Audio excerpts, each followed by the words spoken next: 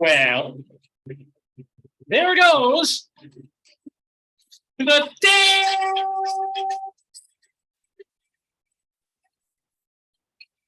Good morning, everybody.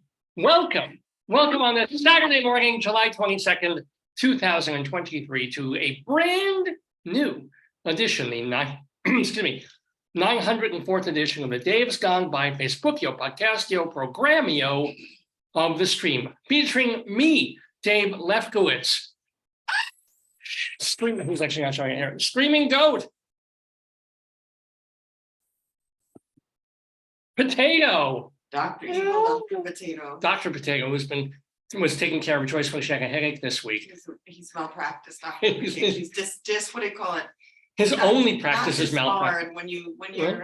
What do you call it when you're not disbarred? You're let go of barred. From a doctor. Disbarred is law. Oh, you're excommunicated. It might be disbarred, actually. I don't think it's. I'm gonna look it up. Yeah, what do you call it when a doctor is thrown out of the AMA? Because Potato was giving all sorts of terrible leeches. I'm gonna ask. Sure, this is important. Here we go. What do you call it when a doctor is let out of the AMA for malpractice? You're not getting Wi-Fi or anything? No, don't say that. What do you do? What do you call it when a doctor is disbarred for malpractice? Loses his license. Right. Unlicensed. Negligence. Mm-hmm. Malfeasance. Right. I had a friend named Malfeasance. They ask the same thing. They say it's similar to being disbarred, but they don't have a term for it. Who was disbarred? They call it disbarred. They do call it equivalent of disbarred. All right. Well, so I guess they use disbarred. They call it delicensed. We could come up with a better term than that. I think that's disbarred is a delicensed. It's like really. Oh, and we have a list from the Department of Justice, all the disciplined doctors, and look who's on there. Potato. One. It says Potato Dennis Abramovitz. And it's in alphabetical order. Potato Abbas. Okay, so yeah. Well, which potato is this? That's the question. Which potato is he? It's that one. Who committed? So I mean, he wanted to cut open your foot. I don't understand. We know that it's that one because he's the only one of our potatoes that practices medicine. Well, I'm going to practice until I'm almost perfect. Till then, I'm pretty bad.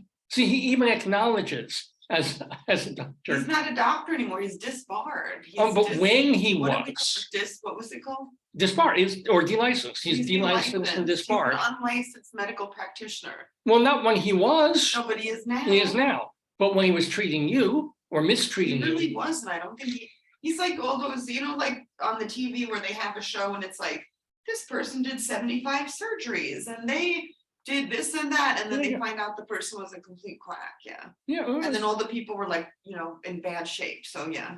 Well, see, he didn't leave people in bad shape. He left corpses. So in a way, you're kind of lucky. I survived Potato. You survived a t-shirt. Having medical stuff done by Potato here. And don't forget, you had your guardian angel. By the way, that's my darling and adorable wife, Joyce. You had your guardian angel, Melvin G. Mintz. I don't think I think he was the one who probably should help me sue Potato. Interesting. Mm-hmm. I don't remember if he was. I mean, he's a local politician, like I think a businessman. He probably has connections to the glitter. The underworld and well, nobody has more connections to the underworld than Potato because let's face it, potatoes grow. Your shirt is very pretty. On the ground, isn't he? He loves this shirt too. Woo! Because it makes him. He sees the roots. He never actually sees the actual flowers coming up when he's growing. Because You never wear the one with the peaches or the oranges. It's interesting. Well, the peaches one is a little more like out there. I don't think so. I think it would be like if we went to Georgia or if we went to like a maybe farmer's market, it would be appropriate. Yeah. Or if we went to like the house of the Kardashians with all those asses, and just be wearing peaches, it would be an appropriate sort of thing. Is it too early for women's asses? I'm watching like Netflix shows, 2 of them. Mm-hmm. This one is from Korea, and both of them are very interesting. It's like moral allegories about the problematic use of social media and like Instagram and all this social media for like idolatry, very interesting. Okay. The other one I looked at, I can't remember what it was. But it was. It was also Asian, wasn't it? Yeah, but it was the same thing about how they were in Japan, but it was about how social media is bad. And here they're showing like how the it's also a class like thing where the upper classes like hide, and they're talking about, and I've seen this where it was one, I don't remember the show that I saw it, but I was fascinated that you can pay someone like companies and they increase your followings because they make people make fake accounts and follow you on social media. Yeah. Well, I mean, with all due respect to the people that I saw on, I was at a conference, a Zoom conference this week. What is it called? It's called the National Publicity Summit. Yeah, you've been doing it for like what, 10, 15 years? You know, they asked because they said, hey, you've been here so long, and so many of them have. You know how many? They've done about 50 of these so far. It's amazing because they do 2 a year, 2 or 3 a year. No, October. And like August and July and October. Okay. Yeah, year after year after year after year. Yeah. Even once the pandemic hit, they pivoted to Zoom. But we've been doing it quite a long time, like 15, 20 years. Thank you. You talking? I'll be back in. So the thread was that about how you've been there so long and it's something social media. Well, so many of thank you. The thing is, you get so many people who pitch self-help books and how I serve here. Even Pooey. No, this is not Pooey. This is Happy. Because who happens to see. People pitch books. The idea of it. Thanks. Yeah, I could use that. Give me one. Is that you got people pitching you. To get on your radio show, your TV show, to have you write about them for magazines. So they have media, of which amazingly enough I am, being pitched by mostly writers, people, 90% people have written a book about something. And so many of those books are, I survived this, so can you, or 12 steps to doing this, so over and over and over again. And every one of them somehow has a bestseller. Every one of these people holding up their book that you've never seen before, that you've never heard of before, that is 80% of the time self-published. And I totally am for that. I'm totally into it. I want to self-publish myself. I've got 2 books that I've wanted to, that are ready to go. So someone published them, right? But, and then somehow they're bestsellers. How does this happen? Who's buying them? This is not things being written about in the New York Times or Kirkus. It's not being reviewed by Michiko Kakutani, if she's still even there. Where does this thing that somebody worked on diligently, looked over, somewhat proofread, and then goes, here's my story. Here's my best advice for enjoying trying to get money, or trying to save a marriage, or trying to do this, or get off drugs. Here's my book, and it comes out, and no one's heard of this person. No one knows it, and it's quite literal. They can put, it's a bestseller. So how the hell, right? And I think they can fudge the metrics, which is what my wife Joyce was talking about in terms of social media, where there are companies apparently that will get you from 50 or 100 clicks on your Twitter post, on your Instagram, your TikTok thing, to suddenly, 30,000. It's just click. It's worth it for the author or the personality to have that sudden jump in attention because they become famous on a certain level. And then once they get those number of clicks, other places and other platforms begin to notice. And so that builds and builds and builds. It's kind of like the old, you need money to make money idea. And I guess with books, it's the same thing too. Like you put the book on Amazon and then you buy like 30 copies immediately of your own book. And assuming you can afford to self-publish your own book, you can buy 30 copies, right? And what does that do? That week, you go from 50 million on the Amazon seller list to something like 30 or something like that. I don't know the logistics. I don't know the whole thing, but you can, and people always do. And I don't blame them for gaming the system. If you're buying 30 copies of your own book, you're still buying, somebody's buying the book. It just happens to be you. You know, you're moving material. So I kind of get it. And Joyce has been watching these Asian programs about this whole idea of people who move from a certain class level and a certain attention level almost immediately into social media stratosphere. Yeah, and they get there at first by, I wouldn't say chicanery, but by machinery. And then that pivots them and vaults them into actual real, as if anything's real in social media society at this point, but into, you know, real stardom, if you will. So this is like, I just don't have the time or energy to watch a lot of the series that Joyce watches, but it's compulsive viewing. It's sort of like, these are the ramifications of what happens if and when you do this, and your lifestyle changes, and suddenly you have to, it is a full-time job, I guess. It becomes, you have to do X amount of things a day and post about them, whether you're nobody or Dylan Mulvaney or a Kardashian or something like that. You're kind of, it isn't like, let me tweet something cute, and then before going to bed, let me retweet something that I saw on the thing, and good night, everybody. Here's a pretty picture. Apparently it has to be so much more than that if you have followers who are like, what are they doing? Where are they now? What are they eating? What was their thought about what they're eating? Kind of thing. So I don't know if I could live like that. I don't know if I were in a position where I had such a fan base. I love you guys for watching the show, all 5 of you. But you know, I had such a dedicated, devoted, loyal, but thank God not crazy fan base. There's only room for one crazy on this show.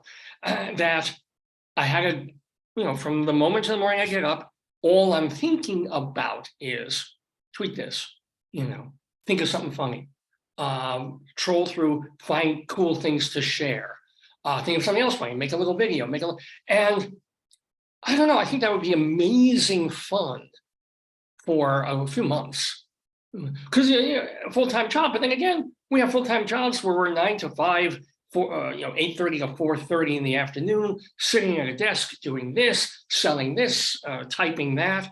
So exchanging that for the understanding that your other job is full-time. You're famous for being famous, but that takes work, right?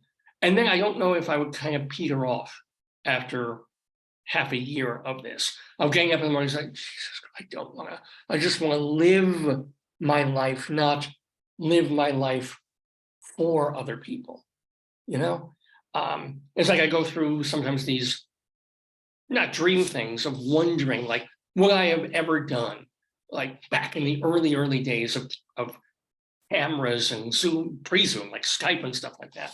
You had people who started to live their lives on video, like they keep the camera on and just get up, make breakfast, have sex, do laundry, and just the camera would follow it. It was kind of almost like a store video camera, just staying on to catch either something exciting like a robbery or people having sex, or just sort of catching an empty place for 2 hours, and the store closed from 9 in the evening until people coming at 5 in the morning, whatever. And wondering if I could do that with provisions for saying, hey, it's not going to capture me having sex, it's not going to take me in the shower. But, if I'm sitting there writing or reading and people want to watch that for 2 or 3 or 4 hours, watch me preparing for something, would that feed my ego? In a certain way it would. And another way, it's kind of like, no, I'm good preparing stuff, being a little bit off the cuff when I come on here on Saturday mornings, but also having, like papers, things to work on, things to respond to. And when I first started this program back in 2002, and for many months, it was almost completely scripted. It was an hour long or 87 minutes long with music as well. I was able to DJ because it was on a radio station. But what wasn't played was mostly literally written out by me. for that part of the week. And that was fine too, because I felt like, okay, I have this in front of me. I'm a relatively new broadcaster, so I kind of need more than bullet points. I know that I can write and write in a way that I can talk. So let me write this out completely and deliver it as naturally as I possibly can. So I did, and that was great. Now, over the past bunch of years, because the show has changed and expanded and I've become more comfortable, I can just, as you can see, extemporize and talk directly to you in this way. But to just kind of like, get up, turn on the camera if it hasn't been on, watching me sleep, and go, and make occasional commentary, or just, okay, let's see, right now I'm going to have lunch, and just watch me having lunch. I don't think that would, I'm literally thinking aloud, as you can see, if that would spur my creativity or inhibit me on some level. Because if I want to share, it's because I want to share something that I'm being clever or interesting or funny, rather than just being there and me. I think that's an issue I've had with relationships too throughout my life, be it friendships or be it, romantic women relationships, like I have with my darling and adorable wife. This idea of like, when I'm with another person, I have to do. No, let it cool a little bit and I'll have I brought ice for you. Oh, thank you. Thank you very much. You could put ice in your tea. You want an ice cube here? I'll have a cube. Oh, thank you. If you need another one, I hocked up some good phlegm this morning, by the way. It was dark green and good. Yeah, I know. I saw it in the sink. You gotta clean up. No, I hocked it into it. It actually landed on the floor and I wiped it up. So whatever's in the sink is not my hook. It might be your oatmeal. That's good. That is good. Anyway, but this idea of. Can you shorthand? So what happened at the conference? Let me finish what I'm saying, and then I'll get back to the conference. 50,000 followers or something. No, we're just talking about the whole idea, since you were talking about social media. Yeah.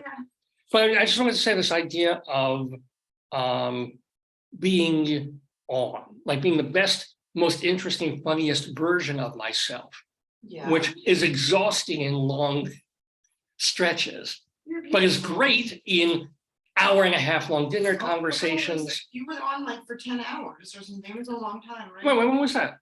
Oh, you mean the conference? Yeah, so I have to do that there, but I also do that interpersonally. When we meet friends, or if I'm in a trying to get along with someone who's selling me something in a store, it's kind of like, it's not just me, it's the version, and we all do this, the version of me that I especially put out to be cute and funny and lovable and clever. And any other aspect of me is like nobody's damn business. Unless I use the other things, the anger, the so forth, the disappointment, the rage, and then turn that into, okay, this is what I want to get across in this particular way. It's not as funny as I usually am. It's even funnier. So you're very funny. Well, I am, but it's work. You're very, even when you make all your jokes and you read the dad calendar and all the things you do, is that all work? In a manner of speaking, it also keeps me not sane, but it also keeps me awake. Right? Isn't that who you? Yeah. Like that's who you are. You wouldn't be you if you weren't doing that. Right, but that part of me is also very performative. All the time. Even with me, you're performative? Everybody. Everybody. I mean, if I were not performative, I would literally be, schlumping around the carpet like a slug. Occasionally reading a book. You do nap a lot, that's true. I love to, I've gotten so into napping. I love it. Lower part slug, honey. So if I don't wake myself up to be like, not just me, but me, whether I'm on camera or not, life would be pretty miserable. So what Joyce was saying is that I was on I was part of this conference. The summit, right? Yeah, the National Publicity Summit, which the folks at Bradley Communications, they used to do a thing called the Radio TV Interview Report. Wow. And they match us with, they match the media. They don't do it anymore? I haven't gotten it in years. Maybe they still do it online, probably do. But it's, I get what you're saying. But the main thing is they have these conferences twice a year. And they bring in people who desperately just want to get on. Or are they a person? No, for Yeah. the first, whatever it was, 20 years. It was probably just after 2001, 2002, or I think they discovered it was 2005 when they did their first one. So not that many years ago. And we all met at the Penn Hotel, Yeah, across from, which eventually they're going to tear down if they haven't already. Then, you know, for years they were saying, we won't be there next year because they're tearing the place down. it was big. It was always, it felt like Grand Central. It was like, Well, it was across the street from Penn Station. yeah. And this big, long hotel, old hotel. That could have It used was a place to meet mom, like when we were Oh, meeting, sometimes yeah. they meet at the hotel, yeah. the Penn Hotel on like 7th. I mean, the location was amazing. It was 7th Avenue, like 33rd Street. Yeah. And 33rd, yeah. And we'd go in and you know, they'd have a couple of rooms and it was great. You meet some of the same people every time you went, because I would always go on Saturday mornings, because they usually would have these people come in for a long weekend. You know, Thursday they come in, they start doing these meet and greets Thursday night, 2 on Friday, 2 on Saturday. That's when they prep them, right? Well, they prep on Thursday, and then they have several different sessions. Oh, okay. So I would get to choose. You know, the high mucky mucks would often be asked for more. Like if you were from Jerry Springer Or like back in the day, or ABC. the Oprah, you know, or Martha Stewart, Oh, wow. they'd probably say, "Hey, look, if you can do 2 sessions, and you know, get paid double," so they would. You know, But the sessions are the part of you, not the participants. The participants are paying to be trained to market themselves. That's the goal. Right. Of the but they have, participants. I think, But 4 the show different people- times. The shows who are engaging the people Mhm. are the ones who book time. They book Yeah. your time. Yeah, in a manner of speak. What happens is, Yeah. so these people who want to get their stuff Mhm. out. Like a book, or they have like Exactly. like the guy who did a children's book about playing a tuba.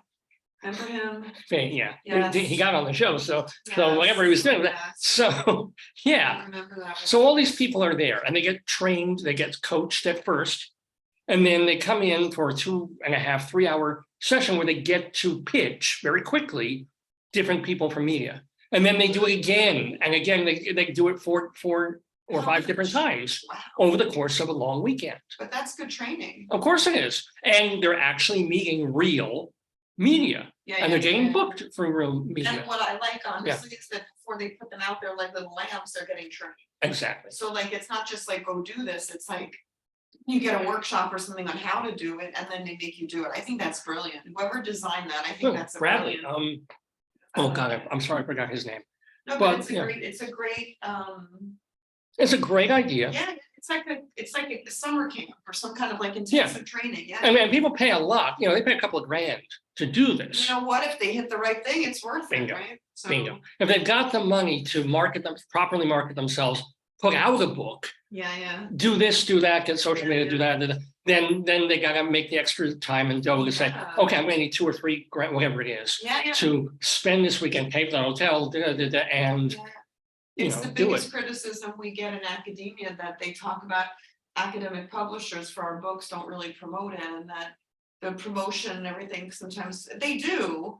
Yeah, but it's But different. a lot of times it falls on the part of the writer, and people who've done things that stand out, like all the people I know who are like our dominant culture media people, Mhm. they have teams of people like you said. Yes. Yeah, That's what I'm exactly. I mean, learning. you'll have a book coming out in October, November. Yeah. Nobody's going to put you on Good Morning America talking about No, gerontology, no. right? But only if I had like, there are a few people who study aging who are like well-known, but Mhm. they have una máquina, you know, like they have a big machine.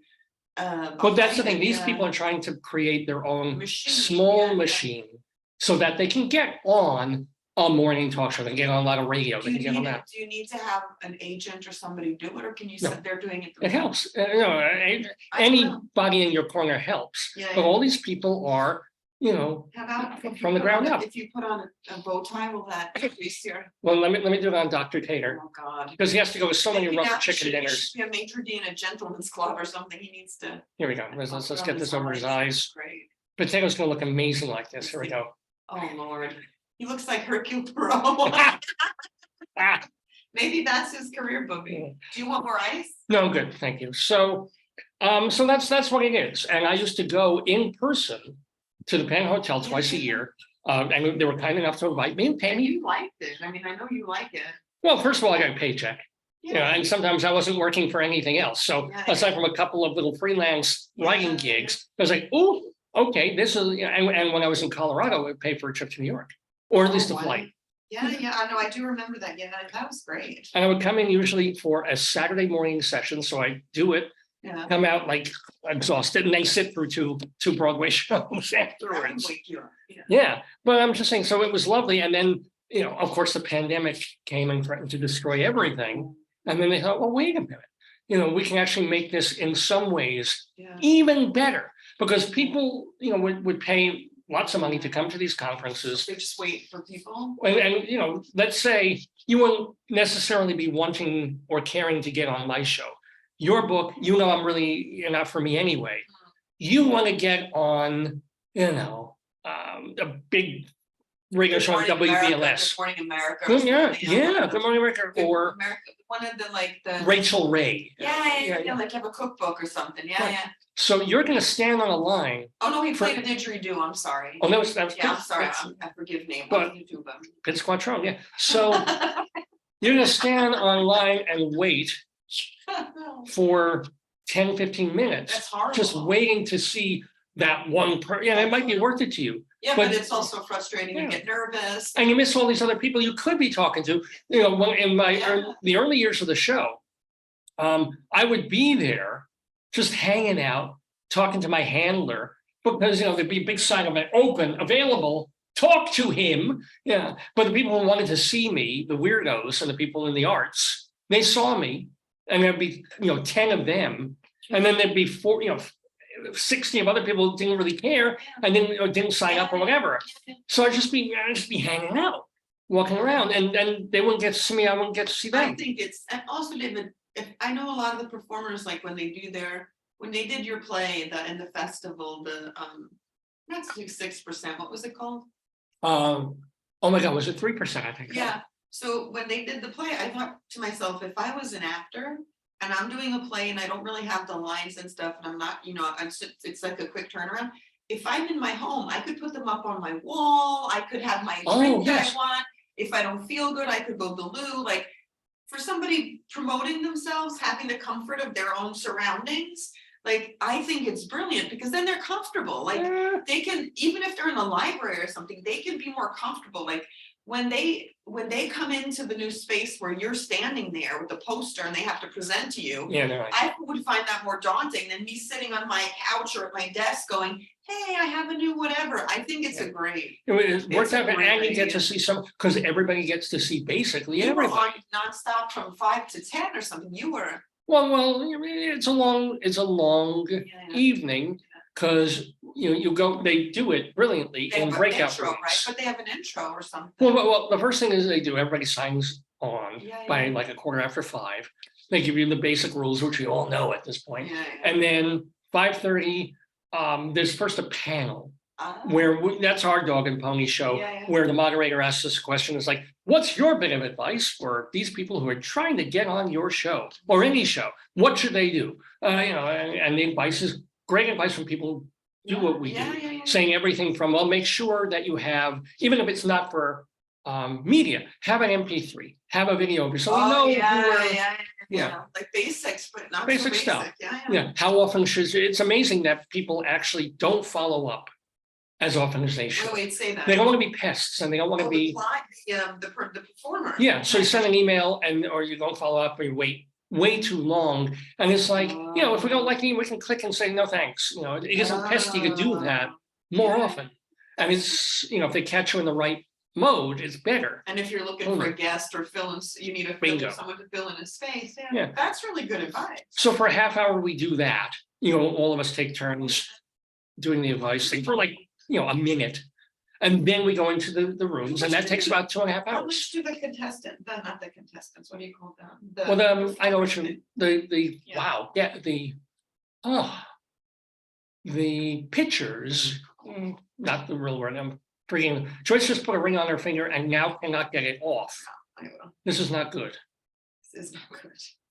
You may run your hand in the really cold water. I'm gonna wear it. I mean, No, that's not, you gotta, oh boy. it's big going on. That's what she said. No, but, oh, come on. Twist gently and carefully. Don't break your knuckle. It's okay. I'll figure it out. I'll figure it out, honey. Yeah, okay, great. I'll figure I it can out. get, the lube that we use when we do anal. Oh, So, David, please.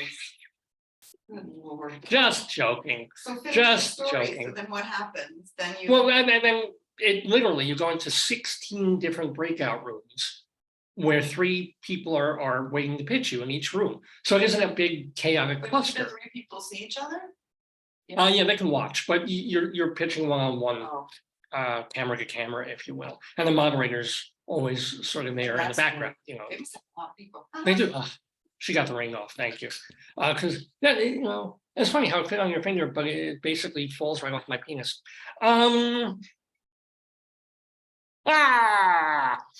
So yeah, and so you do that, and it's amazing, even though each contestant, I don't know what do you want to call them, takes about 2 minutes total. It takes 2.5 hours to finally get through the whole schmear. So I think I was done almost about 9:15, 9:30. So yeah, it's a long process. But someone like me, I'll grab 2 or 3, maybe 4 people out of the 60, 70 people I will see in that period of time. God. Someone, like my old colleague Bonnie D. Graham and people like, I mean, she would grab half her guests from one of these things. Just boom, boom, boom, boom, boom, sign me, I've got my list, sign me up, sign me. So it's very, very helpful, not just for the people pitching, but for some of the media, it's a really cool thing.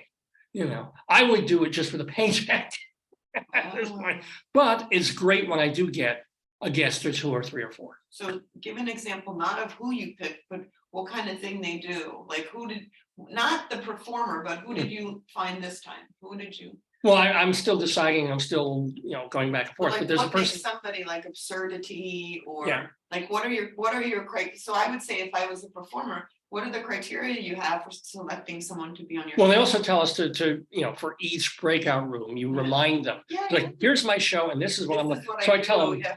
ideally, the arts, Okay. music, film, dance, Okay. theater, blah, blah, blah, TV, or occasionally Jewishness, Okay. sometimes, or comedy, stand-up comedy. But if you're not in so that really is a narrow field, It quite is, honestly. I mean, if I have a self-help book, or if I have a cookbook, or I have an exercise program, it's not gonna.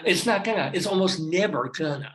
So I tell them though, but look, I'll hear you out. And if you have really funny stories or celebrity stories or, great life story thing to tell, maybe I'll hear you out. It's unlikely, but you never know.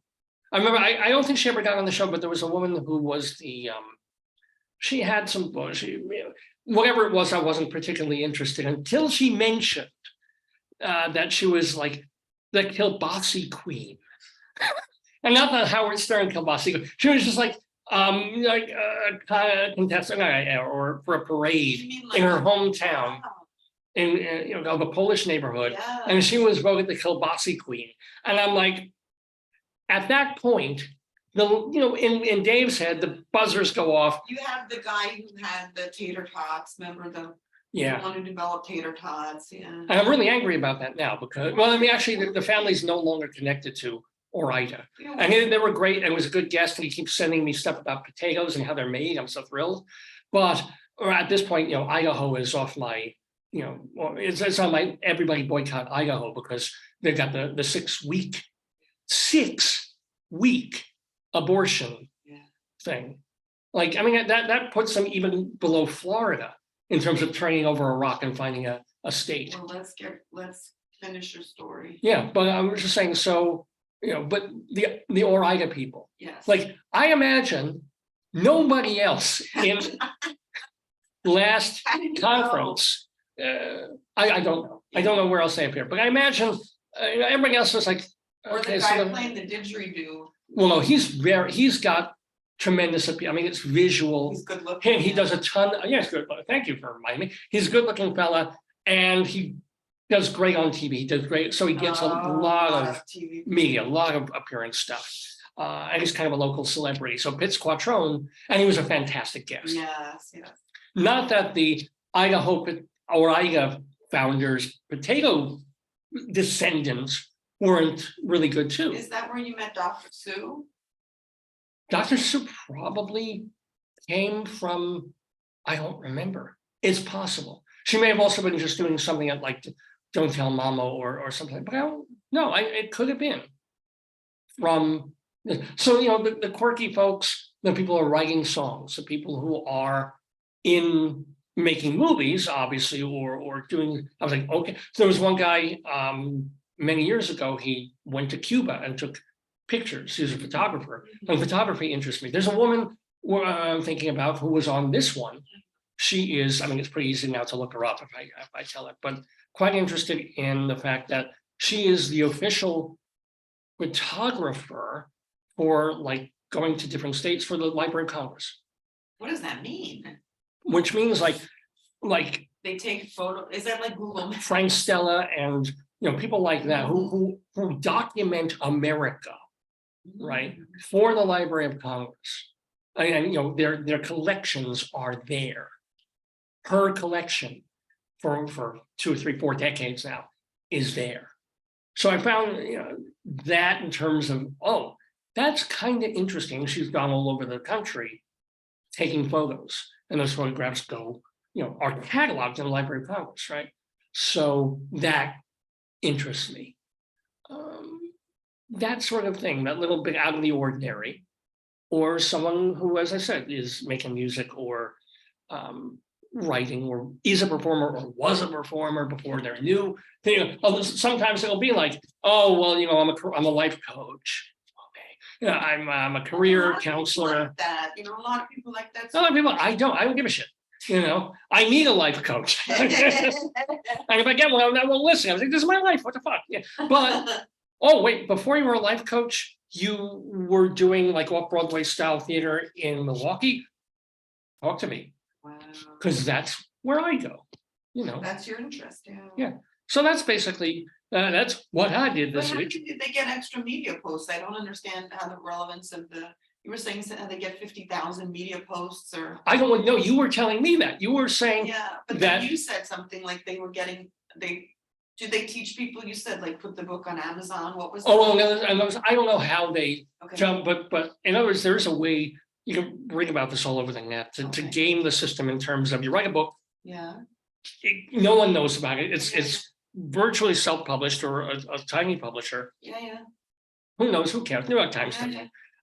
New York Review of Books doesn't. What do?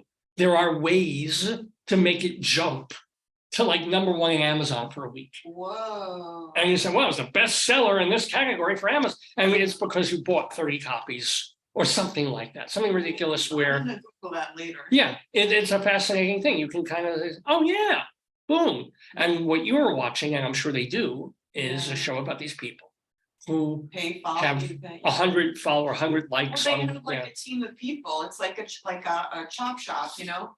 Well, what's a team do? So let's say that they need to boost somebody's account, right? Mhm. They all go on and they make fake profiles, and then let's say the person's getting like trashed in social media. Mhm. All these fake profiles are like, it's not fair, we love you, you're the best, they shouldn't treat you like that. So they move the conversation another way, but they also have like, you know, 20 like people making fake, like not millions, but you know, hundreds of fake accounts. Hundreds, that's the thing. They just keep producing like liking, clicking, you know, right. Like that. So it's real, but it's not real. I mean, it's sort of like they're fake accounts. Yeah. I mean, they're real accounts, but they're fake. You know, that's what's like Chinese bot thing. Well, even though it's not a bot. These are real people because they have to go in and like and write comments and say like, oh, I think what they're saying about you is horrible. Like you're the best. We love you. And then they start to. But imagine if Dave's Gone By had a team of peoples who did that for a couple of months. Can't the potatoes do it?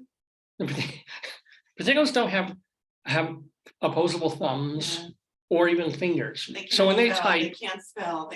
Yeah, that's well, most people on the internet can't. Every handle would be like _potato @potato. Yeah, they couldn't really. It wouldn't be. They're not inventive. Yeah, so that's one of the issues. But I can imagine it would boost, or even, there's a reason people pay to have Google placement, like when you have a website design. Oh, I learned that. Yeah. And you figure, oh, anybody can search for anything, and it'll come up with even more than sponsor. It also just where it comes up in the search results. Yeah. I mean, I can look for something that I know I posted, like a review. Yeah. That I know I posted on either totaltheater.com or one of my own reviews on davelefkowitz.org. Are you getting these URLs? I know they're there. Yeah. And then I'll Google search, and it fucking won't come up. I have to go to my own index and find the URL. It is there. Google just doesn't, or maybe on the 15th page of Google, and it finally figures out that it's physically there.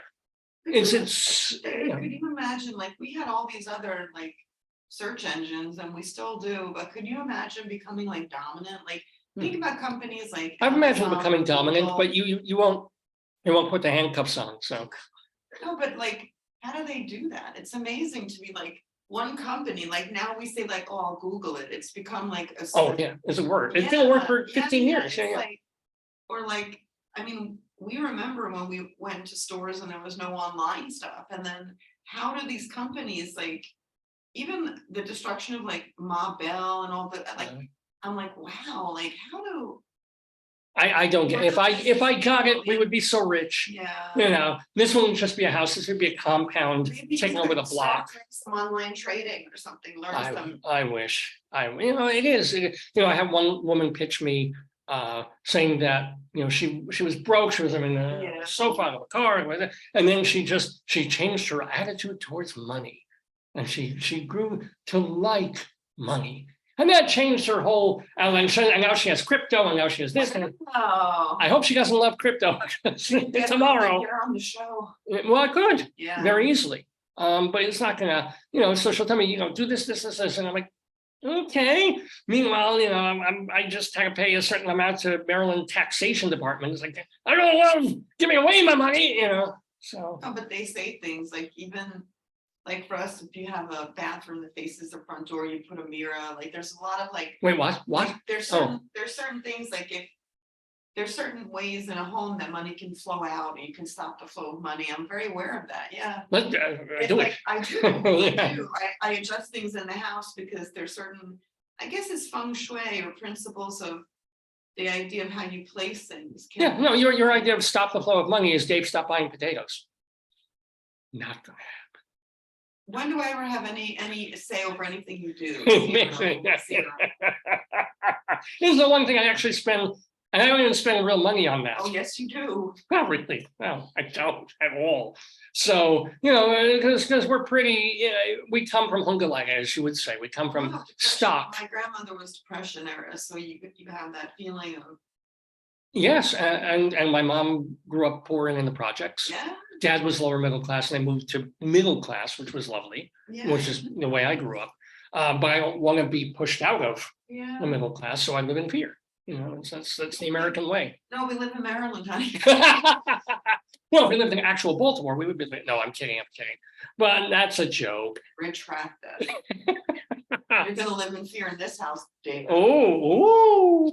That's okay. I have my doctor to protect me. Dr. Potato. Yeah. Meanwhile, let me tell you what's going to be on this episode of the show. We've been talking for like 45 minutes. I haven't even told you that this is episode 904. I did mention that. Yeah, thank goodness he's logged in. So, good. Okay, good. That's what reminded me to do this, that I want to promote and tell who our guest is. I'll look him up. Tell me. His name is Bill Ervolino. He's not coming on at this moment, but I'll do a little bit to tell what's going to be on the show. Now, Bill Ervolino, if you live in New Jersey and you're literate at all, you probably read Bill Ervolino because he's written for the Bergen Record for decades, as well as I think NorthJersey.com. He's also a playwright. He's also been a stand-up comedian. Journalist for a bunch of different plays, wrote for Backstage, as did I for a few years. Where you met him? I've heard the name for years in various, and he used to review theater. He's just been this journalism, performing, playwriting polymath. And he's still at it, and he's still doing it, and he's still going. He's got a book, and the book came out a long while back, but I might as well tell you what it is. La la la la la. Oh no, thank you. Some Kind of Wise Guy, which came out in 1997. Is that a word about that? Well, growing up in Jersey, and I guess he was, and he's Italian, so make the connection. He wrote the award-winning play The Lights on Walden Court, and basically he just has been at it, for all these years and still going strong. He kind of left his permanent slide of the Bergen record a couple of years ago, but still writing, probably doing more performing now. So it'll be fun to have Bill Ervolino in the neighborhood talking with the one, the only, the Jewish Rabbi Saul Solomon, who is himself a writer and performer, of course.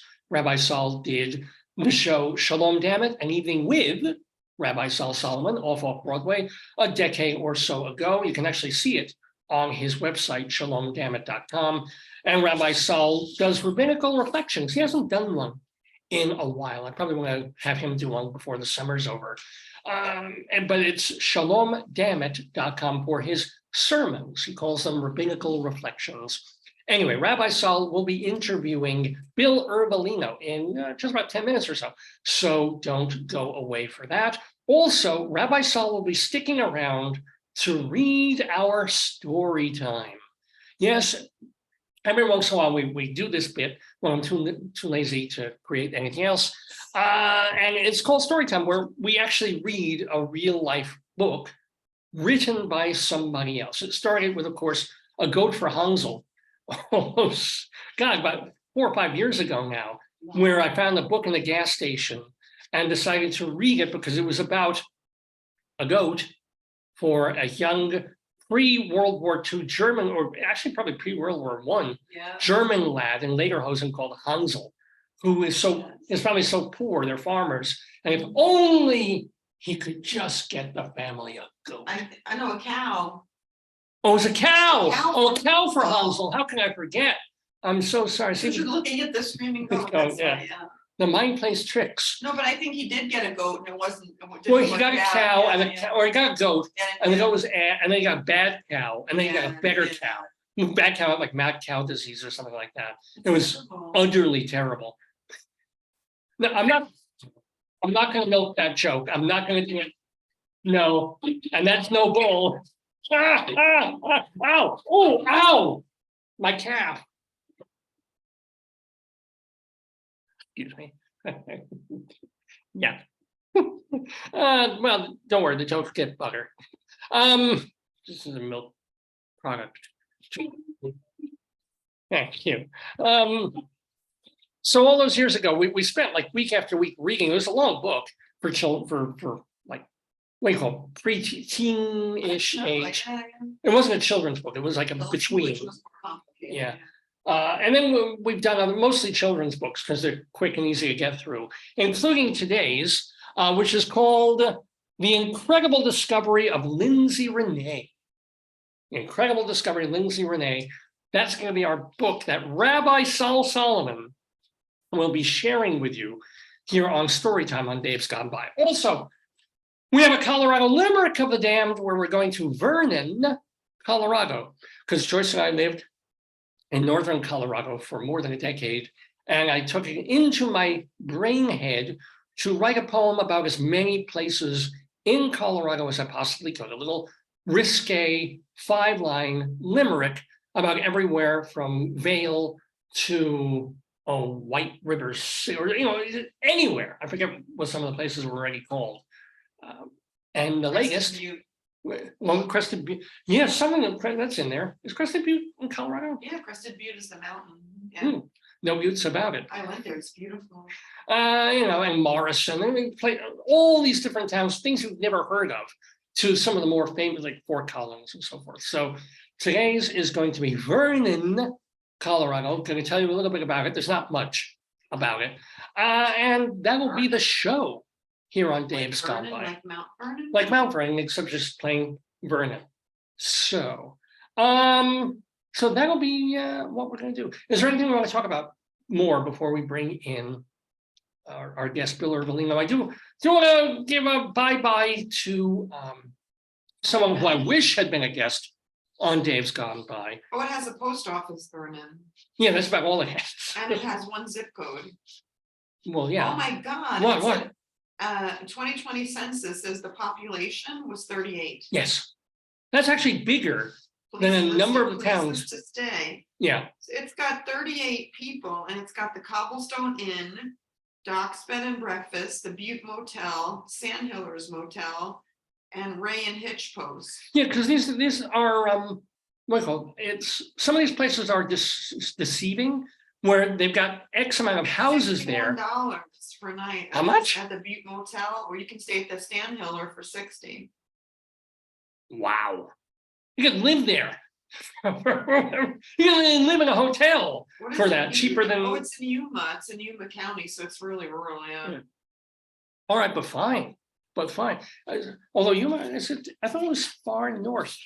It is. Yeah, it is. It's Yuma. You know, why don't we do, since we're all talking about this, let's do the Colorado Limerick of the Dam. Let's talk with you and I, and then you can do it later because you have 8 minutes. Yeah, all right, okay. So I mean, I can let him in a little early. I'm sure he's What's ready, your list of- but I did want to say a farewell to someone who passed this week that we all know was not on the show, but I wish Tony Bennett. You know, he died at the age of 96 just a couple of days ago, and I don't know. It is at the end of an era. I don't know if anybody is left from that.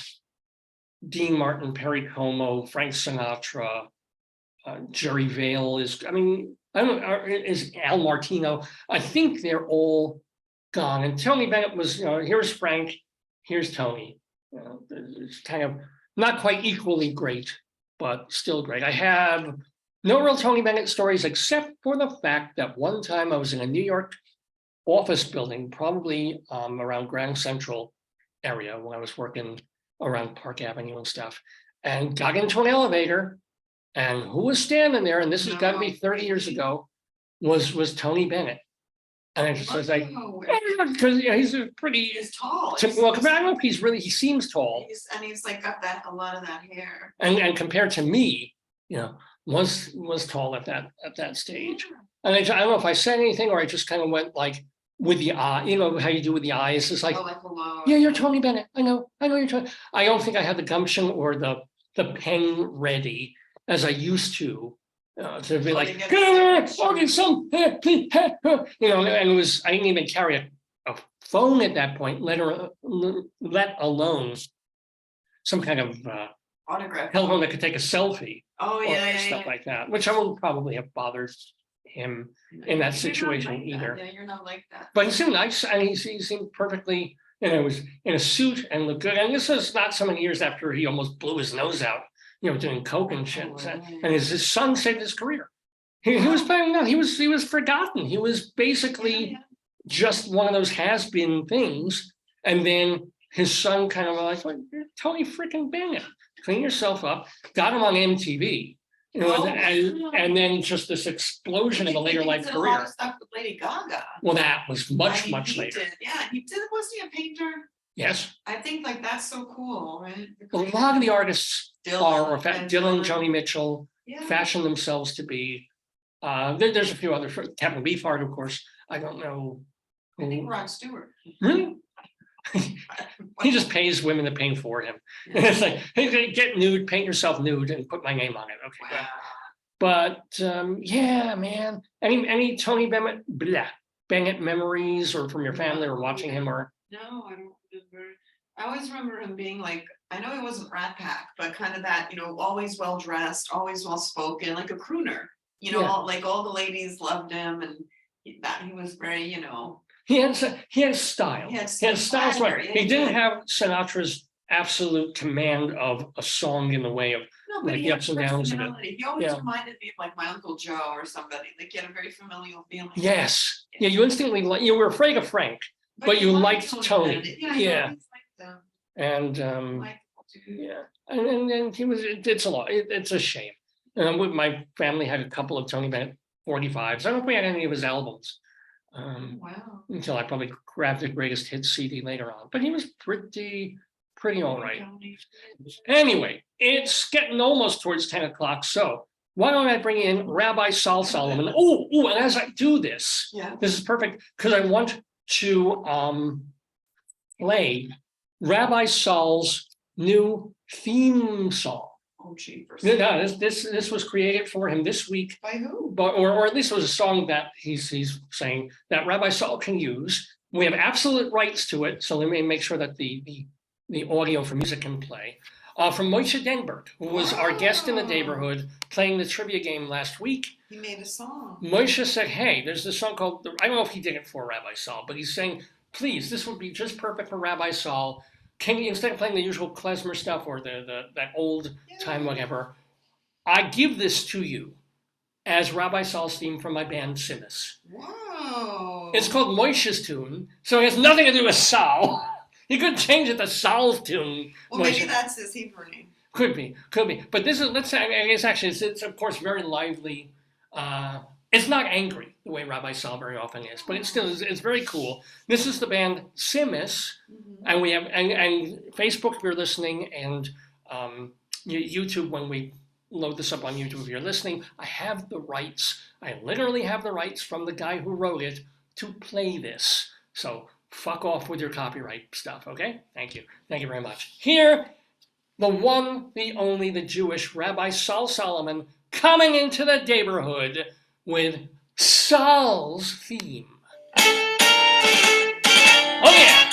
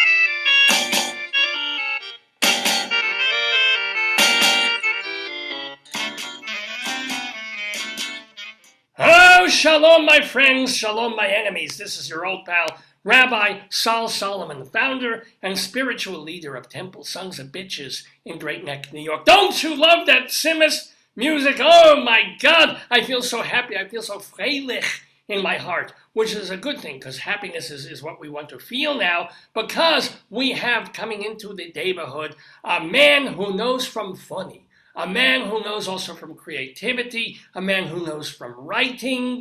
His name is Bill Ervolino, E-R-V-O-L-I-N-O. Don't know why I had to spell it right there because you're going to see him. We don't need to read that at the moment. We're trying to get him in the neighborhood. He may be having, he was in the waiting room for a bit, and now we're waiting for him to come back. No, where are you? I admitted him. I certainly admit. Oh, no, look, oh, there he is. Oh, all right, here it goes. Here, and shalom, shalom. Wait, unmute yourself so we can hear you. Just unmute your microphone there. Bill Ervolino, all the way from, I'm guessing, New Jersey.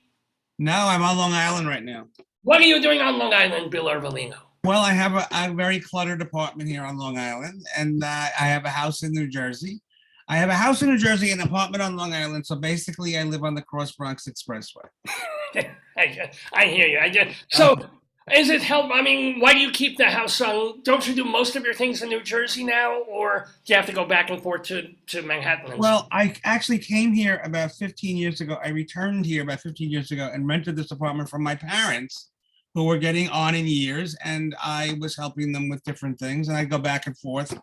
They both passed, so the house is mine now, and I'm just keeping it for a while, and until I get old.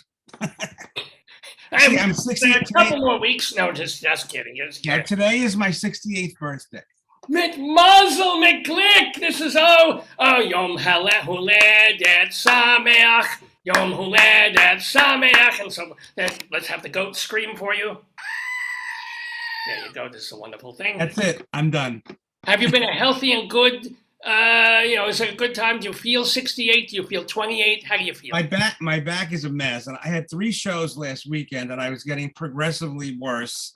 And the last show, fortunately, was in a theater, and I had a stage, so I was able to sit for most of it. And I just told everybody, I have a pinched nerve and a herniated disc and whatever. And you just make the best of it. I mean, it's just, there it was, and they laughed plenty, so it was fine. Well, I'm glad to. So yeah, is that your main focus now? Because for so many years you're basically a writer. Are you now really focusing on the stand-up? I started as a real life newspaper reporter and editor, and then went on to entertainment. And then when I was a comedy reviewer for the New York Post in the 80s, which was a great time to be doing it. Met everybody as they were on their way to billionaires-dom. And then I had a book come out in 1998, and I was doing the different Barnes and Nobles, and hundreds of people were coming. And so they said to me, can you do something? Because there's so many people here. And instead of just signing, I had to, so I started doing this routine. And the then owners of Bananas Comedy Club saw me and said, why don't you do this in the club? And anyway, so it's been going on for 28 years now. And wow. So how much are you still writing though? As opposed to I retired actually in 2019, but I'm still write a weekly column as a freelancer now for the Bergen Record, also known as The Record. I wrote a play that was produced earlier this year on Long Island called Frank Sinatra. It was done at Studio Theater. And I am working on... Did you say Frank Sinatra or something else? One word, Frank Sinatra. Might as well tell us what is it, because we were just talking about Tony Bennett before you came on. So what is your play about? It's about a Frank Sinatra obsessed Italian family in the early 80s living in Queens, and what happens when someone breaks out of prison because they have a crush on their daughter, and not his own daughter, but they're okay. Crush on family. Right, yeah. There's a lot of complications to it, and it was very funny, and I was very glad to see it. But I'm working on a revision now. Just after you see it, there's so many things you think, oh, maybe this works good on paper, but not when you're performing it and so on. And so, just a couple of things I wanted to tweak, and I'll be sending it out and hopefully seeing more productions of it and writing another one. So your playwriting is really up there, plus a weekly column. And is your column kind of a humory, Russell Bakery kind of, or? Well, it's kind of weird because it started as a family thing, the crazy Italian family type of thing. And, my parents always said, my father would say to me, what are you going to do when we die? And what are you going to write about? And I was like, I don't know. He's like, don't tell anybody. Like, just keep writing and pretending that we're alive. But, it was funny because as I was getting older, I still seem to relate. Older people liked the column, but also teenagers and early 20s people liked it because I was complaining about my parents all the time. So they related to it. And, even though you're getting older, that's the age-old thing. Your parents exist to drive you crazy, and you love them as long as you love them, like All in the Family. As long as they love each other, they can do anything, and it works, But once they did pass, did your column shift? I mean, you can still obviously talk nostalgically about, or did you start to? Well, I kind of moved on to talking about my niece and the guy she's dating, and there's always the dog who drives me insane. My aunt became kind of like my mother, And, I mean, and then a lot of times, a lot of it is kind of nostalgic, I want to tell a story about something that happened, on Christmas or Easter or whatever years ago, and, or Passover, and, Thank you. and, Dragging that one in I there. try to get them all in there, and, but you start out, Yes. you start out with something new that's happening, whatever, and then it works its way into the memory, and you kind of tie the present and past together, and people like stuff that they relate to. And I was just thinking earlier, like what people are telling me, oh, go see this comedian, that comedian. I spent most of the 80s in comedy clubs, like 2 a night, and then watching people, then performing and sitting in the club while other people are performing. And to be honest, now I watch like a Black lesbian comics.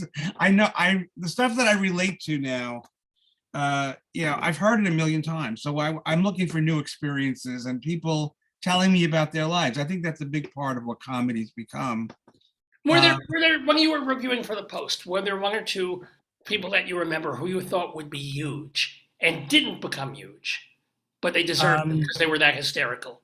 Well, I had to pick 2 people when I was leaving that I thought would become huge, and I picked Jon Stewart and Anthony Clark, who had a show on CBS that ran for like 7 years, and I forget the name of it. But Anthony Clark wrote the show.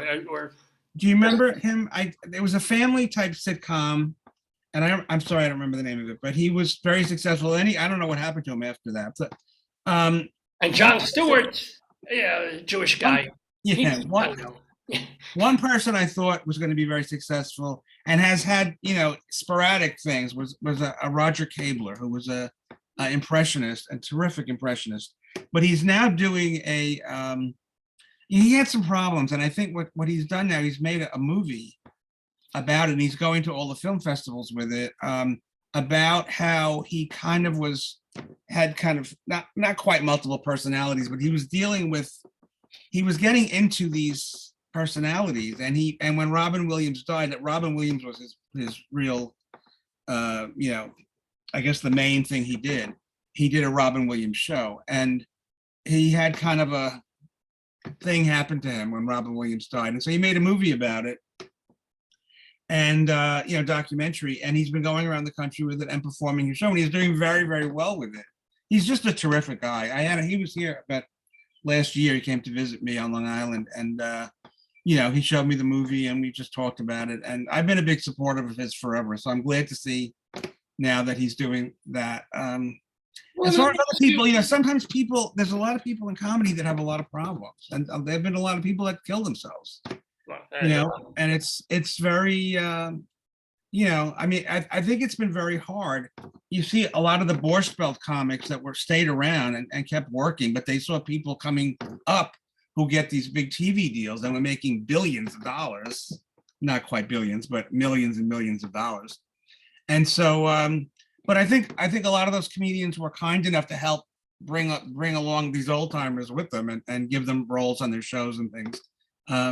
But there were other comedians that were not, I don't know if I should even mention names, but I mean, a couple that did commit suicide. And well, who else besides? It was sad, really.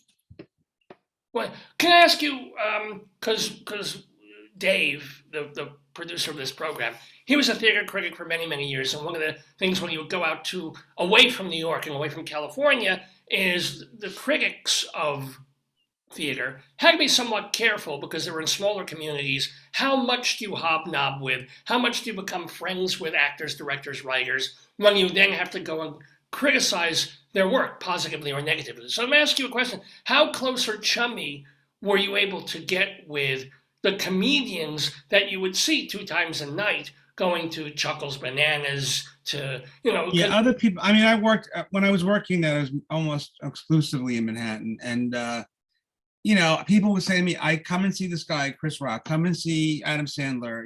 These are new people, give them some, write about them if you like them. And I'd hang out afterwards and we'd talk and hang out sort of, but I didn't get too chummy with it. I know other critics have done that. I was never comfortable with it. Right, yeah.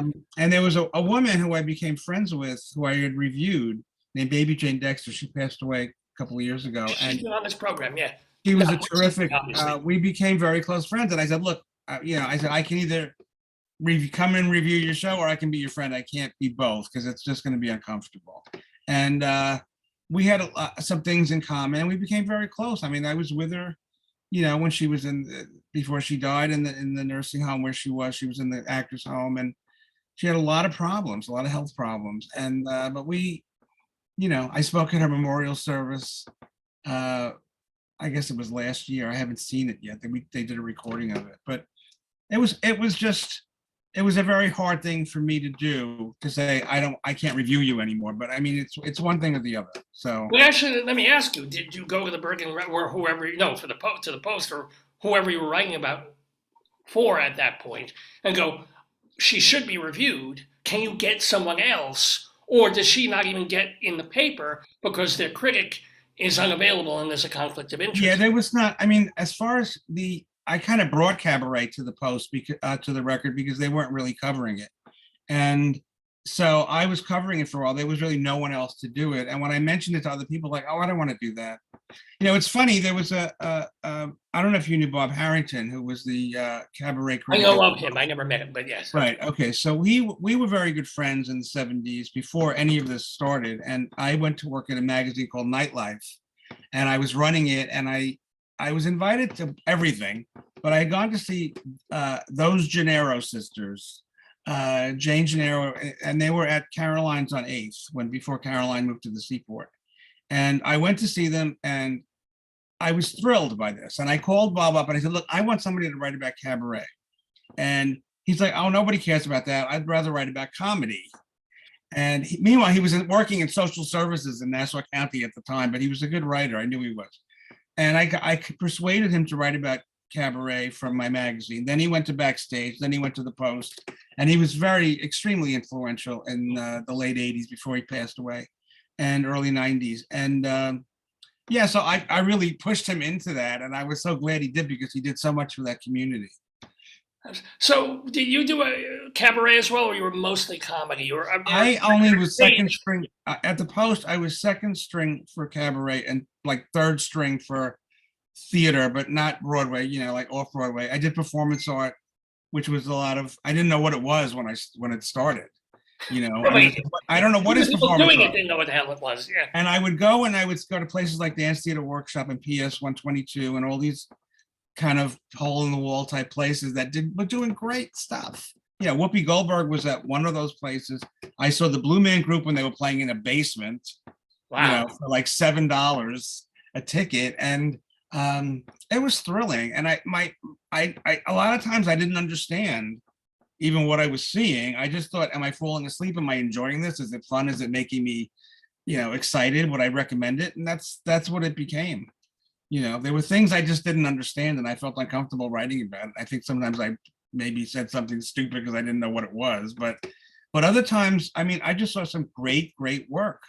That's one of the great things about New York. Yeah. Driving is the problem, but everything else is. Well, no, New York has a lot of problems, but driving among them. But yeah, no, of course, the theatrical community and the performance community. Yeah. It's unlike anywhere else in the world, up to and including Chicago, California, and London. Yeah, it's thrilling. It was then. I mean, as I got older, and I don't like running all over the place like I used to, being out all night, but it was just a great time at that. I'd go to a comedy club, I'd go to a performance space, I'd go here, I'd go there, I'd go to a cabaret, I'd have a drink and see who was there. And, it was just great. Everybody would say, come in. See, everybody wanted. But I would always tell the publicist or the owners of the club, please don't ask me to come and review somebody who's not ready. Because at the time, there was somebody at the Daily News, Hank Gallo, was writing a column about comedy, but he didn't really review, or not very much. And so basically I was it. And if I gave you a good review, Letterman's people would come down, HBO people would come down. It could change your life. And if I gave you a bad review, it was going to be very bad for you. And so that happened a few times where people wanted a review and just kept bugging me, and it weren't that good. And here they are. Well, so did you, when you knew it was going to be met, did you write the review, or you just kind of went and said, "No, I'm not going to publish"? It was great. Thank goodness. It was very rarely that I would write a really horrible, I mean, that happened also at the record when they asked me to do some restaurant stuff. And I go into this place and I'm like, look, this place is so horrible. Why would we even give space to telling people how horrible it is? There's nobody there anyway. Like, why are we even bothering with this? I don't want it. People think that critics just get this thrill out of writing a nasty review. And sometimes, that happens, but basically you're going out every night because you want to find something that's terrific. And you the thing recommend it. The only time you do get a thrill out writing a bad review is because you felt offended or unbelievably bored having to waste an hour or two of your life sitting through what you said. It isn't just like, oh, I'm going to destroy somebody. It's like, somebody just destroyed a piece of my soul, making me sit through that shit.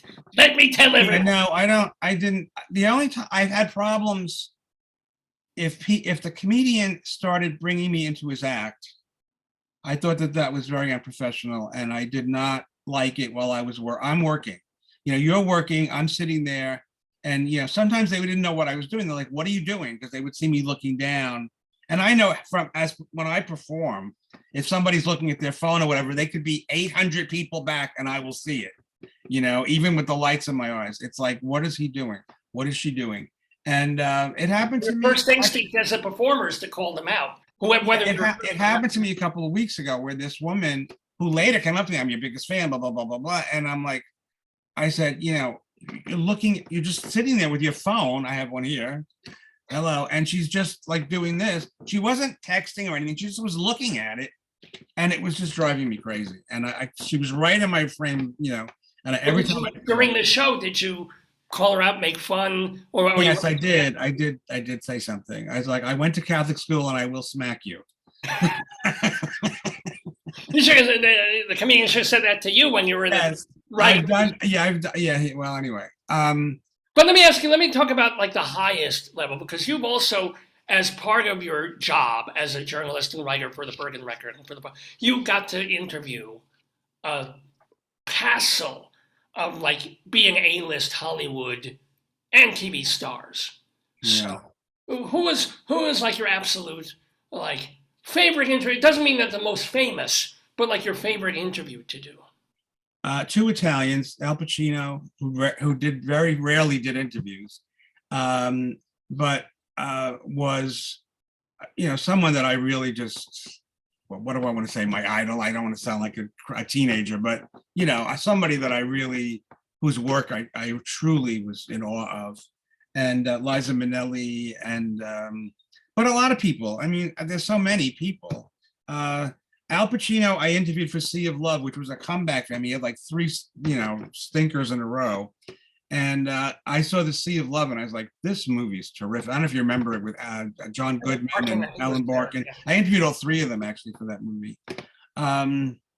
Like John Goodman, like Danny DeVito a lot. I interviewed him also from Jersey. And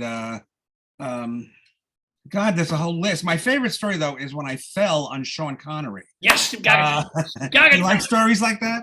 Yeah, of course. I'm always telling this story, and people are sick of it. But if you've never heard it, I will tell you. I tell it to my friends; they're sick of it. But yeah, I had 2 interviews. I was at the New York Post. I had 2 interviews back to back. Well, like 2 hours in between.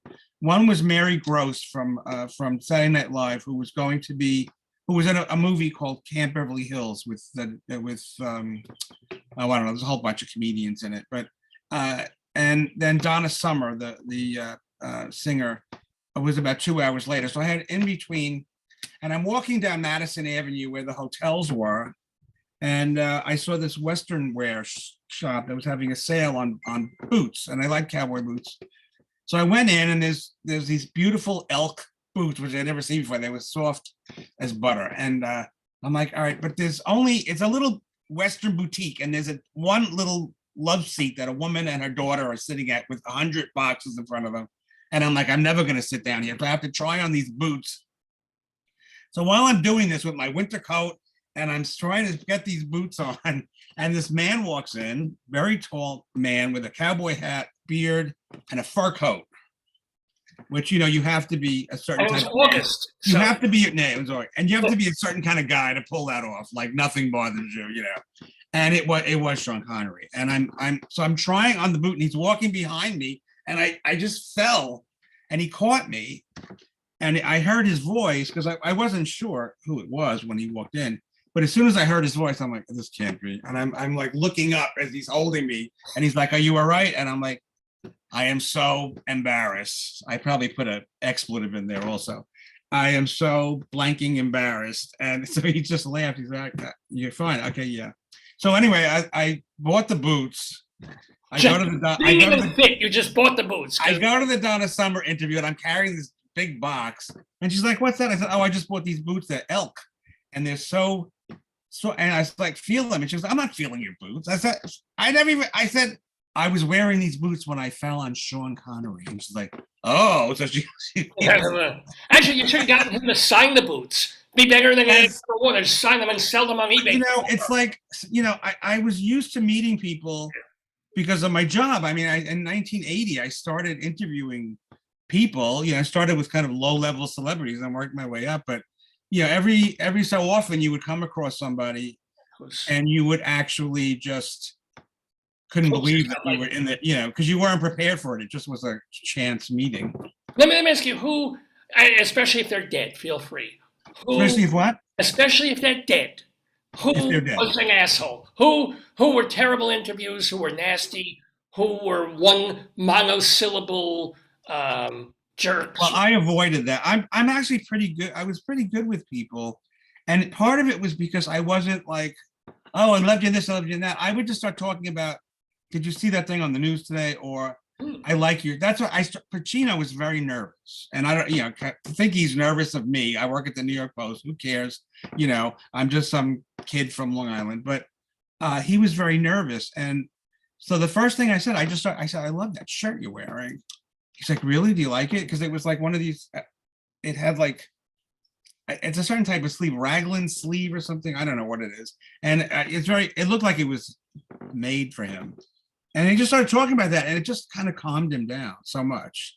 A person who was not, Richard Belzer was not an asshole. I was an asshole for taking this assignment because I didn't know anything about him. And I said, I've never seen him perform. I've never done this. I've never done that. And we started doing, I got my, you know, this was what happened. My arm was twisted to do this interview. This is around before Law and Order, obviously. Oh, yeah.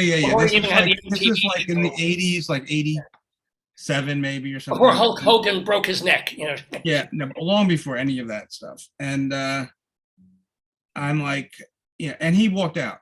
He just walked out because he was just annoyed that I didn't know anything about him. And I was annoyed with myself for doing it. But in those days, it wasn't like you could just go on the computer and look up somebody's work. And I just felt like, don't ever do this again. So I didn't. How did you, if you were prepping back in the 1980s, I mean, Dave had to do this too, but prepping a story for the Post, did you have to go onto microfiche? Did you have to visit the library? Did you make phone calls? How did you do? Well, no, most of the times, you know, I would go see somebody first. So it would be like, you know, go see Rosie O'Donnell. She's funny. She won this or that. And, you know, they weren't quite saturated on television yet, but I could see them. Tim Allen, Joy Behar, Whoopi Goldberg. You know, well, Whoopi I knew from the movies, obviously, but and then, you know, the usually the publicist, whoever sends you, or they used to send you a whole package of information. When I interviewed Steve Allen, he sent me like, I mean, it was like 18 pounds of stuff. Was it from Steve Allen himself? Because he was an obsessive. Yes, he was like, you know, all the songs he has written, you know, and Jack Parr used to tell a joke. He would say, oh, he's written 500 songs, name 2, you know. Which was kind of funny, but. Because Steve Allen does not get the credit that he deserves for really pioneering. Oh, no, he was terrific. And it was funny because I first of all, I'm like this tall and he was like up here somewhere. And I met him at a studio where he was finishing something and we were walking back to his hotel. And he's just walking ahead of me and I'm like trying to keep up with him. And I think he was just like, I have to just get this kid out of here and get this over with. And, but anyway, when we sat down to talk, I knew he was a smart guy. And I said, you know, it always intrigued me how everybody, including the New York Times, when they wrote about Meeting of Minds, his PBS show, they always called it Meeting of the Minds. Oh, And I he always just called it stopped. that too. It's He just, just it yeah. stopped him in his tracks, and he's like, "You're right." And then after that, he had this like sudden respect for me.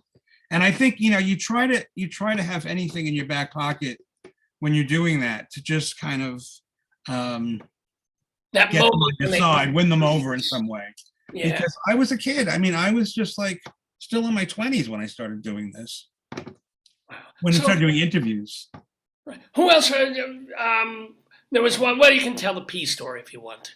You were peeing next to somebody, not on somebody. How do you know the story? Because No, I have guess- the internet. I can do research. No, I did I it look up once. people I up. did it. I wrote about it once on Facebook. Actually, I guess I did it twice, but I did it years ago. Famous people you've peed next to, because it was like a lot of people have that story. And and then Johnny Carson would tell stories about people. He goes into the urinal and somebody starts asking for his autograph while he's peeing. Yeah. But the two people that I peed with were Mark Hamill from Star Wars, obviously, and Do you have a lightsaber, or was it just a normal? yes, we crossed us Yeah. light streams, and then John Corbett, Oh, who was I guess people mostly know him from My Big Fat Greek Wedding. He was just about to come on to Sex and the City as the character of Aiden. and I think it's Exposure. coming on to the new show Yeah. next week, I think, back onto that show. But big handsome guy, leather pants. I was at an HBO party. I think it was a party for Oz, the TV show Oz. And I used to love going to those parties. There'd be a party for The Sopranos, a party for Oz, a party for whatever. And like all these people would show up. And it would just be fun to just be at a party with all these HBO people. It was. But you couldn't. But were you working? I mean, did you have to get quotes from all of them, or could you? I was the Oz party. No, I think it was just we had written about them before. I had been to the set a couple of times. Oh, nice. And you met a lot of the guys. I met Rita Moreno, who was on that show for a while, and she was just thrilling. And then Chuck Zito, who was had a role as a like a mafioso thug, and on the show, and he was funny because I had met him previously. He was Liza Minnelli's bodyguard when she was doing the Rink, I think, on Broadway, and I had met him before. And Liza introduced me in a dressing room. She goes, "This is Chuck," and then she said, "Chuck, show Bill your tattoo." And it's in here, and it says tattoo. All So I right. looked at him and I wasn't sure it was the same person. But once I was with him, I never noticed it when he was on TV, but when I was with him in the same room, I was like, I met this guy before, And then I said, oh, I met this guy, he had a tattoo and he did it. So Yeah. the funny story about Oz, they had moved to like Elizabeth, New Jersey, not Elizabeth, it was somewhere around there in a sketchy area of New Jersey. And they had been working in Chelsea, somewhere in Chelsea, and they had a studio. So they moved out to New Jersey, and they were doing this thing where a body is fished out of the water as part of a flashback on Oz. And they went to do it, and there was a real body.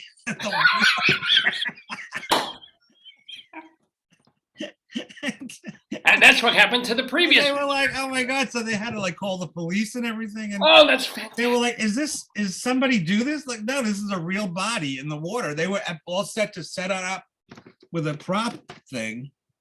I forget where that studio was in New Jersey, but they also did A Beautiful Mind there. But let me ask you, Bill, we're talking, by the way, with Bill Ervolino. Do you have a few more minutes? I know I have 6 hours. I'm going out for lobster later, but that's about it. Oh, wow. If My birthday lobster.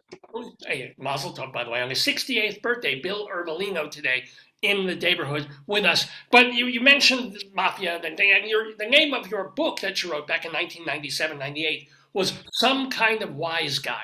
So Yeah. did you have, as growing up, being Italian family, New Jersey, was there a connection? Was there, did you have any run-ins? There was a mafioso in my family, one.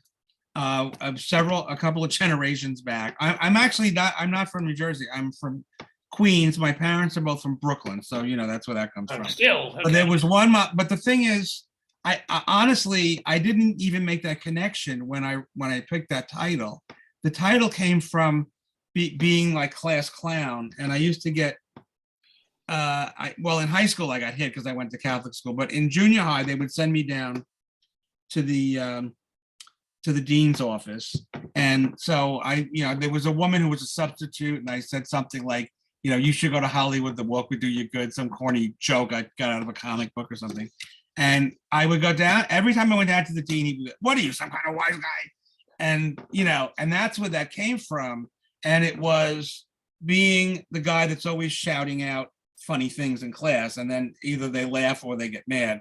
And then when I went to high school, forget it, and I'd get pulled out by my sideburns. And really, I would figure it'd be the other way around, but yeah, I went to Holy Cross in Flushing, and they like smack the hell out of you. And they don't do that anymore. No. And we just had our 50th reunion last year, and so many people showed up, and it was fun. And everybody pulled up and showed the scars on their back. Yes, everything. I mean, I saw that a few years ago at another event, I saw Brother Francis Ellis, who was the dean, who hit me so hard. I went through his office and into the hallway. He hit me so hard because I weighed like 20 pounds, And I told him this whole story, and he goes, well, you look like you survived.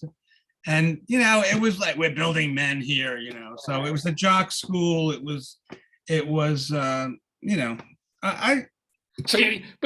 no level of wanting, like you smack him, 50 years later. He was like, he still then and before and everything, he was about, he was this hulking, he played football at Notre Dame. He was a big. Even now, you would not take him on, and even in fair fight. Yes. I get it. Yes. No. So anyway, and I was about 120 pounds, maybe. Plus, I had skipped a grade, and I was short to begin with, so I was like, the munchkin. Hey, by the way, you mentioned being a class clown, which also brings up the fact, I think I read that you interviewed, so many comedians, of course, but George Carlin. Any Carlin stories is like, for me, the yes, I every once in a while I would say to somebody, how do you feel about that joke you're telling? I didn't like when people told like AIDS jokes and stuff. I thought that was, people did not know how to proceed, I think, in those days.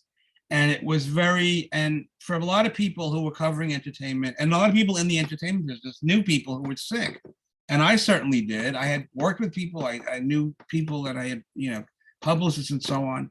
And I was very sensitive to that. And he did not tell an AIDS joke. He told it, he talked about golfers and wearing those hats with the big puff on it.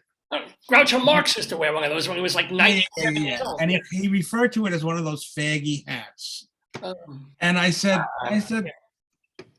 look, I'm just curious about it, because it's like, I know a lot of gay people, and I've never seen any one of them wear a hat like that. So I don't know why are you using that particular word?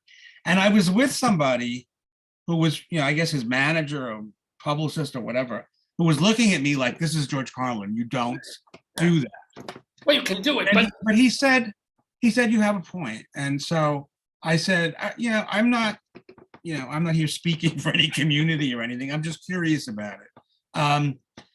Adam Sandler did an AIDS joke first time I saw him, and he immediately took it out. When he was working at the comic strip, I said, "Is that out?" He goes, "Yeah, I'm not doing it."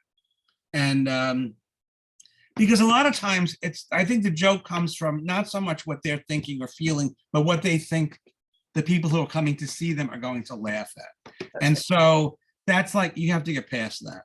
That's just whatever. Well, I mean, if you get someone like Kid Rock shooting at Bud Light cans, does he really, or is he appealing to the people who think that Kid Rock should shoot at Bud Light cans? Yeah, I guess so. But that particular story, I've never even understood that story. They made a gift to this guy or woman or drag queen or whatever it was, and she was, I don't know, I don't want to mix up pronouns, but I don't know really the story. No, but it was just a gift to one person, and I think people thought that this was going to be the new Bud Light can with this person on it, and that wasn't the case at all. So the whole thing seemed like white, And as someone with a journalistic background, this is what annoys me the most about the world I'm living in right now. Well, here's the deal though, as a comedian though. I mean, you saw it from both sides. So you saw there was an AIDS joke. It really didn't, it's inappropriate. It's not good. He used the word faggy, which is kind of more, not even homophobic. It's a meme. It kind of conjures, it's the reason. No, I understand the faggy thing. I mean, that's part of the language in the suburbs anyway. And it's just like retarded is like, it's so retarded is something that is not even used to refer to people. It's become another word. Right. Nobody uses it in that context anymore. But people who have someone in their family who's disabled get very offended by it. And it's like, I don't even think kids know that, make that connection anymore. They don't. So where do you stand on a comedian choosing to use that word as part of an act of saying, oh, this is so unbelievably retarded. I can't. I have my judgment is right here. Either I'm laughing or I'm not, and I don't know why that is. I used to do the MC the shows at Gilda's Club in New Jersey, and the comics there was a contest for new comics, and from all different backgrounds. And so I would say to them before the show, look, you're going to be working for cancer patients and their families. I do not recommend coarse language or whatever. However, if that's what you want to do, try it. If it doesn't work, stop. That's it. That's my advice to you. I can't control what you're going to do. And there's a woman sitting there in the front, and she's, probably 70, and she's in a really, everybody is distasteful to her, and this kid comes out, this cute boy comes out telling dick jokes, and she's hilarious. She can't stop laughing, and it's like, there's no explanation for it. Never know, my God. It's like, it was like Adam Sandler. He came out, was the material great? No. He was just adorable. Everybody just thought he was, oh, he's so cute, and that was it. And if you knew guys like that at school, you were like, this is my buddy from school. If you thought he was cute, if you thought he was like a son, he was whatever. He just was relatable to so many people. So, but he could get away with anything, almost. But as a comedian, where are you in terms of the cancel? Because you have your own internal monitor of this feels right. This would have felt right 10 years ago. But yeah, I said in 1992 or 1993 at a writers meeting at the paper, I said, well, let's do a story about this politically correct stuff that it's over with and everyone. And it's like, no, it's just start. They were a little behind. Right. It had already started and I said, it's really terrible. This is going to not end well. And it hasn't. Especially for comics, it's like they can't say anything. I do want to write about or talk about this. I read somewhere that you had some issues with making a joke or just as some sort of something about Malia Obama. Like, is this true that you wrote something or said something? Yeah. Oh God, that was a terrible thing. Yeah, that was a terrible thing. But it was not. It was obviously not meant. There was a picture of a dog. The Obama's dog was all dressed up. Yeah. And so the what do you call it? So I put a picture of the dog and I said, who would you rather see naked? And I was like, Barack, Michelle, and I put the Michelle's mother's name and then the dog, Bo. And then I'm like, no one's gonna know this name. And I said Malia, it was and then when it ran and everybody was like, what did you just write there? And I'm looking at it, I'm like, oh my God. So I took it down. But there was someone who was involved in a lawsuit with the paper who picked it up immediately and made this big thing about it, that I was, some kind of freak. And it was awful. And it was just something that was just stupid and spur of the moment. It's quick change. It was on Facebook for maybe 5 minutes and it came down. And then all of a sudden it was like, oh God, what's happened? So, I think you have to realize that, first of all, when somebody says something, and often it's a black thing or whatever, what is the intent here? What is this person about? Is this someone who is, anti-black or anti-this or whatever, or anti-Asian? Or is it just something that they said? Because comedians laugh at the sickest things. Yes, absolutely. They will laugh at the sickest things. What do you call it? When I interviewed Alan King, he toured with Judy Garland, who was often very mood swings because of the medications and everything. And she would, about to go on, he would do the couple of swells number, that number where they're dressed as bums and they're, Oh, yeah. and they're dancing. And he would go out before with her and do this with her. And he goes, some nights she would just be so like this. And he would whisper the filthiest things into her ear. I want to do this to you and that to you. Blah, blah. And she would just start laughing and it would raise her spirit so much. So, people when they're together, whatever, they will say like the stupidest, filthiest, disgusting things. And it's just a joke. And it's like, because I don't know. It's just how, I think it's just how comedians are, because they're in a constant stream of humor that is work humor, And so they will condemn someone that's doing it on stage, but they themselves will just think it's hilarious. You can't stop your mind. You can't stop from thinking. As soon as you've thought of it, you can't put the genie back in the bottle. Yeah. It's just like, it's out there. And I see it. I watch often. I don't really watch it. I listen to like the first 15 minutes of The View. Well, it's more political now than it ever was, but I liked it when it was just them bantering about whatever. And sometimes they would just say things and I'd be like, oh no, that's going to be a problem. And this is how it is all the time now. And it's like, can you not have live people? Because they're, especially comics, the first thing that pops into their mind, they just say it. You have to go. By the way, we're talking with Bill Ervolino. Bill Ervolino, Ervolino. Bill Ervolino here on Dave's Gone By. Just a couple more minutes with you. I'm so thrilled that you've taken this time with us. But we want to make sure that people can either still buy your book, Some Kind of Wise Guy. No, they cannot. They can get it on, I think there's certain places like on eBay or Amazon where you can buy older copies, because Record Books is no longer in business. The book came out in 1997. Right. That's a long time. Dog. I see your dog in the background. Hello, dog. Hi, doggy. Yeah, we did 5 printings of it. It was very successful. And when I do when I perform, it's almost exclusively in Bergen County. And I've done about 30 shows already this year. In one area, it's just the column had a very loyal following. They still will come out and see me. And I had 3 sold out events last week. I was thrilled. So where are you going to be for the rest of this month in August? Nowhere. I'm taking off for August. I got Bananas called me up yesterday. Can you do a show August 5th or something? And I was like, I'm not working in August. Forget it. Because I'm dealing with my back. I have to do a little rehab on my back. And I just don't want to keep doing this. You keep putting it off and it just gets to the point. I'm not that young anymore. I can't bounce back from everything. Are you going to have surgery? Is that the? I hope not, but I have a problem with, I have a curvature, I have stenosis, I have arthritis in my back. And so I have to be not doing this, actually. I have to be doing this. And, part of it is being at this machine all day long. It's a problem, so. Now, let me ask you, this is, of all the things that you have written, be it columns, reviews, plays, anything, material, what are you most proud of? What do you think is your finest piece of written work?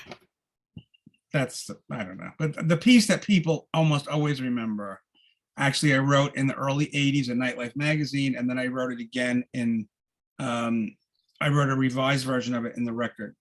And it was about bringing a non-Italian girl home for Christmas Eve. And the girl doesn't like fish, and I don't know that until she's there. And this column, if you remember back, I know you're kind of, I don't know how old you are, but old enough. All right. So in the old days, my father would bring home these like dirty jokes and things that were like Xeroxed at the office, and everybody in the world would get a copy of this one. And then later on, it became people would email it, and you would get these stories that would circulate the world because they would go viral before there was an internet. And that's what happened with this story. And in fact, I went to Joy Behar's one day. I was interviewing her, and she's like, "Oh, have you seen this?" She had a pile of them like this. And it was this column from Nightlife, but my name had been on top, and whoever Xeroxed it wasn't there. I said, I wrote this. And for years, people would say, "Oh, you're doing that classic thing." And I said, I wrote this. Wow. I said, it's been copyrighted 3 times. It's in my book.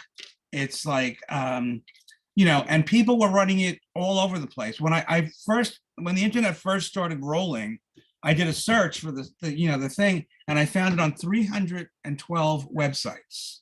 So people can still read that even if they can't get your book too easily. They can still find your. I sent a lot of complaint letters. I said, look, I don't mind if you're running it, but just put my name on it. Yeah. Because this is going to go on forever. So this thing, and it's funny, and it's just about that great tradition of the Feast of the Fishes, and how, that there are people that don't, I mean, my family loves fish, but there are people that don't like it at all and won't eat any of it. People are allergic, Yes. So anyway, so it just was, I guess, your classic odd coupling type thing, and how people react to that.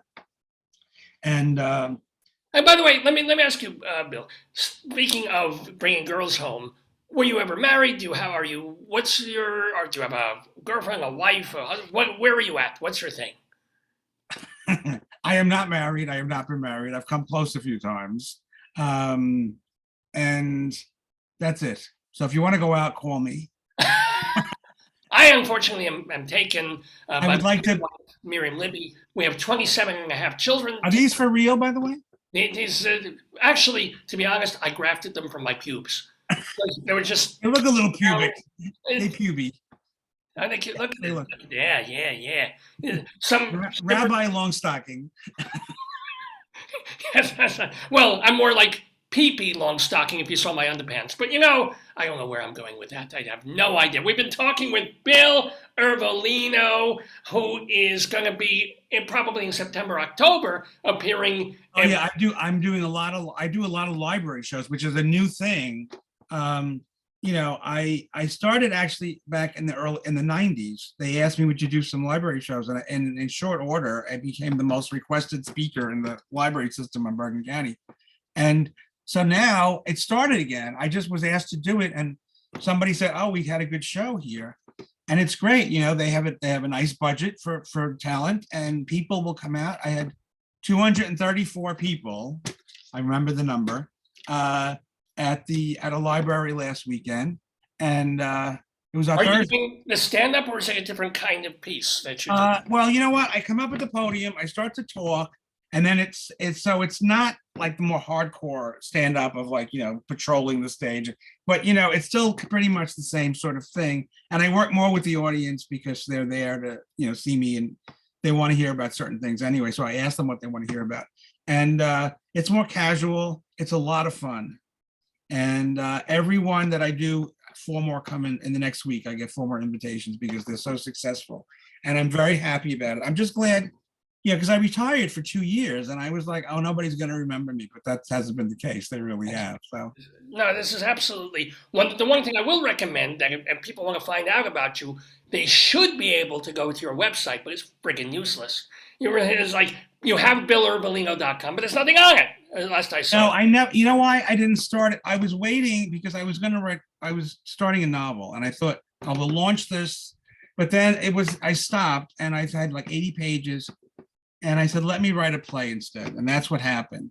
And so I wrote the play, and so I don't even know what happened. What do you see when you go there? Do you see anything? Well, your name, but you can't really click. Log on after where you'll take a look. You know what? I have like 7,600 people on Facebook, I think, and that's really suits my. That's been suiting my. I publicize my events and my stories there.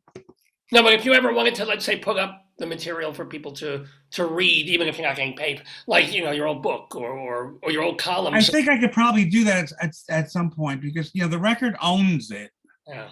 They paid me for it, but then the record was sold, and then Gannett was merged with something else, and I don't even think these people care what I'm doing. So you never know. Yeah, I mean, maybe they would if you put it into a book again. And yeah, that I could not do, but it's. I think I could put some random stories on. I don't think anybody would be too upset about that.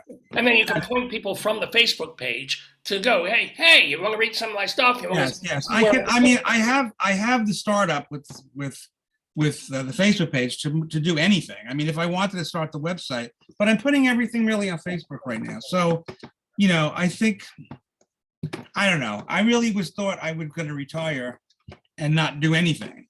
but just play with my dog and go to the park. But that didn't work out. So I was teaching, I was performing, I was doing the library shows, I was writing a play and putting that up. Last question for Bill Ervolino.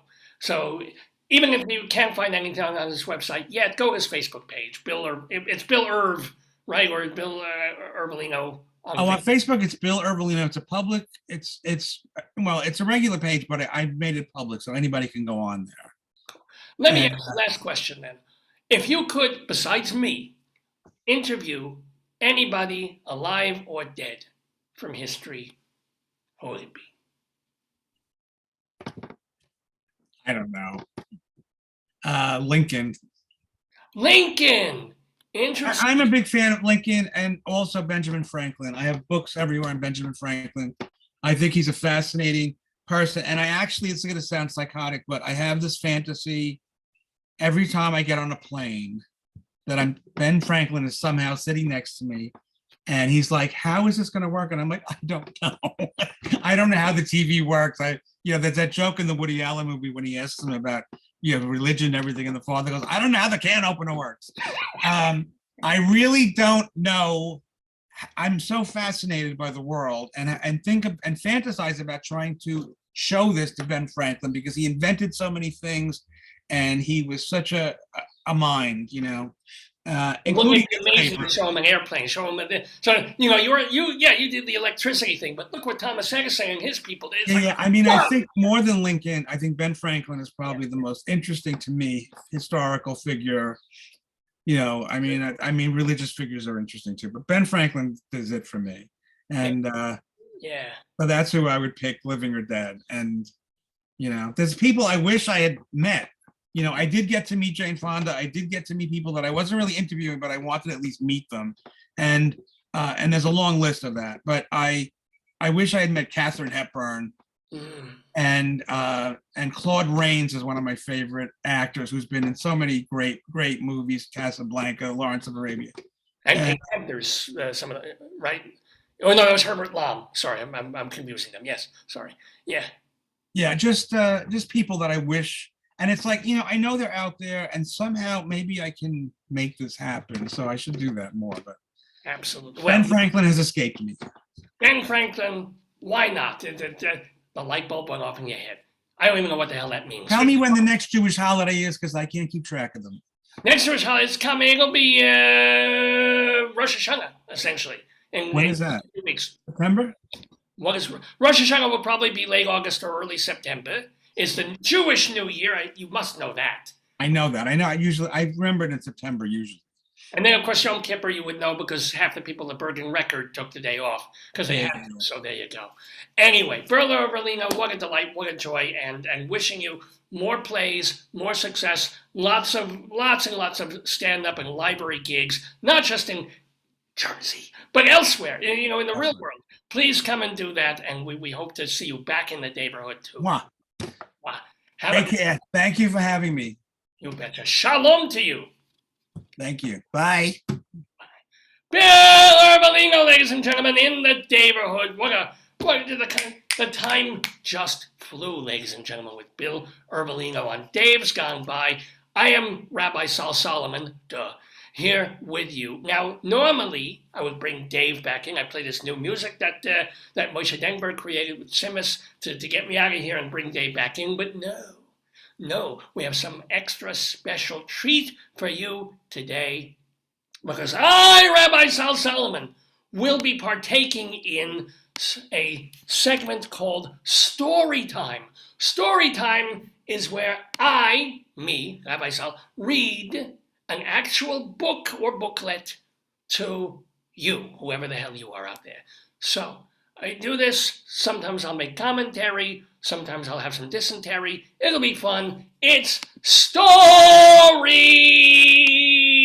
time. Tell me a story. Tell me a story. Tell me a story. Remember what you said. You promised me, you said you would. You gotta give in, so I'll be good. Tell me a story, then I'll go to bed.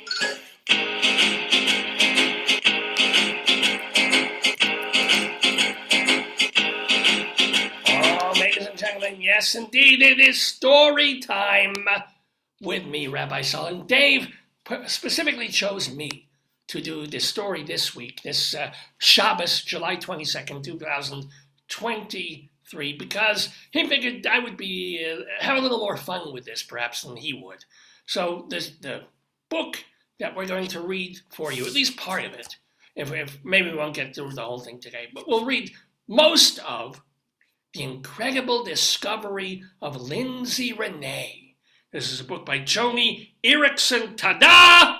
I'm not kidding. Illustrated by Irina Roman. Let's show you the names there. So already it's a little weird the way they spell Erickson. What the hell is wrong with that? But I love the Tada! What a great name to grow up with. Like, Tada! I'm here. And Irene Roman doing the illustrations. But here's the deal. This is the cover of this children's book. Everything is wrong with this picture. I was just like, Daddy, what are you doing there at the 1980s Atari computer? I said, hey, there's nothing there. There's nothing. Daddy, why are there German women making poopies on naked men? Just go make a sandwich. No, I'm kidding. I don't know what's going to happen in this book, but whatever it is, this is going to be problematic immediately. Let's read The Incredible Discovery of Lindsey Renee, which is, by the way, presented to, from. So, you always know who it came from and where it belongs. And it's, by the way, dedicated to the real Lindsey Renee and her sisters, Rachel, Leanne, and Ava Marie. See, isn't that cute? That's very nice. All right, can we finally get to the book? By the way, this was written back in 2011, and it's a nice publisher, whatever the hell it is. Who is it? God, my glasses don't really work on this. I don't care. Okay. Lindsey squirmed against the end of the church pew, trying her best to find a comfortable position. Because earlier she'd been on the priest's lap, and that wasn't comfortable either. She had sat with her family on this exact bench hundreds of times, but it never felt so hard as it did tonight. Same amazing enough with the priest's lap. Maybe it was because it was a Saturday night. It was a Saturday night missions conference, and she knew she'd be back in the same pew early the next morning. Maybe it was because she didn't like stories about crocodiles, mosquitoes, and snakes. But 13-year-old Lindsey had another reason. She was dying to be at the mall with her friends. See, there she is. She already looks like a nice, well-groomed, nice girl, but as she's 13, she basically wants to turn into a whore. Lindsey Renee, her mother leaned over and whispered, straighten up. She huffed and did as she was told, but inside, she was still slouching. After the last missionary speaker left the pulpit and showed off his missionary position, the pianist played a hymn, and perhaps a her, and Pastor Martin stepped up to make an announcement. Friends, we've heard some marvelous testimonies this evening from our missionaries in the field. They've sacrificed a great deal to serve God in these foreign countries. Oh, yeah, that's a really woke way of looking at things, huh? And I want us to consider giving a special offering as the plate is passed tonight. Let us pray. Okay? Listen, this is one kind of happy, normal Christian family right there. Look at what's going on there. This is like from a 1980s after school special. Lindsey's out there. She's got the mod glasses. Dad, I don't know, he looks like he's been shot with a deer tranquilizer. And Mom, that's depression waiting to happen. There you go. Lindsey bowed her head and tried her best to pray. She felt guilty she hadn't paid attention to the speakers or to the amplifiers. She felt guilty that her mind kept wandering to the mall, but she really squirmed when the ushers began passing the plates, because there was stuff on them she didn't want to eat. Reaching into her pocket, she clutched a $5 bill.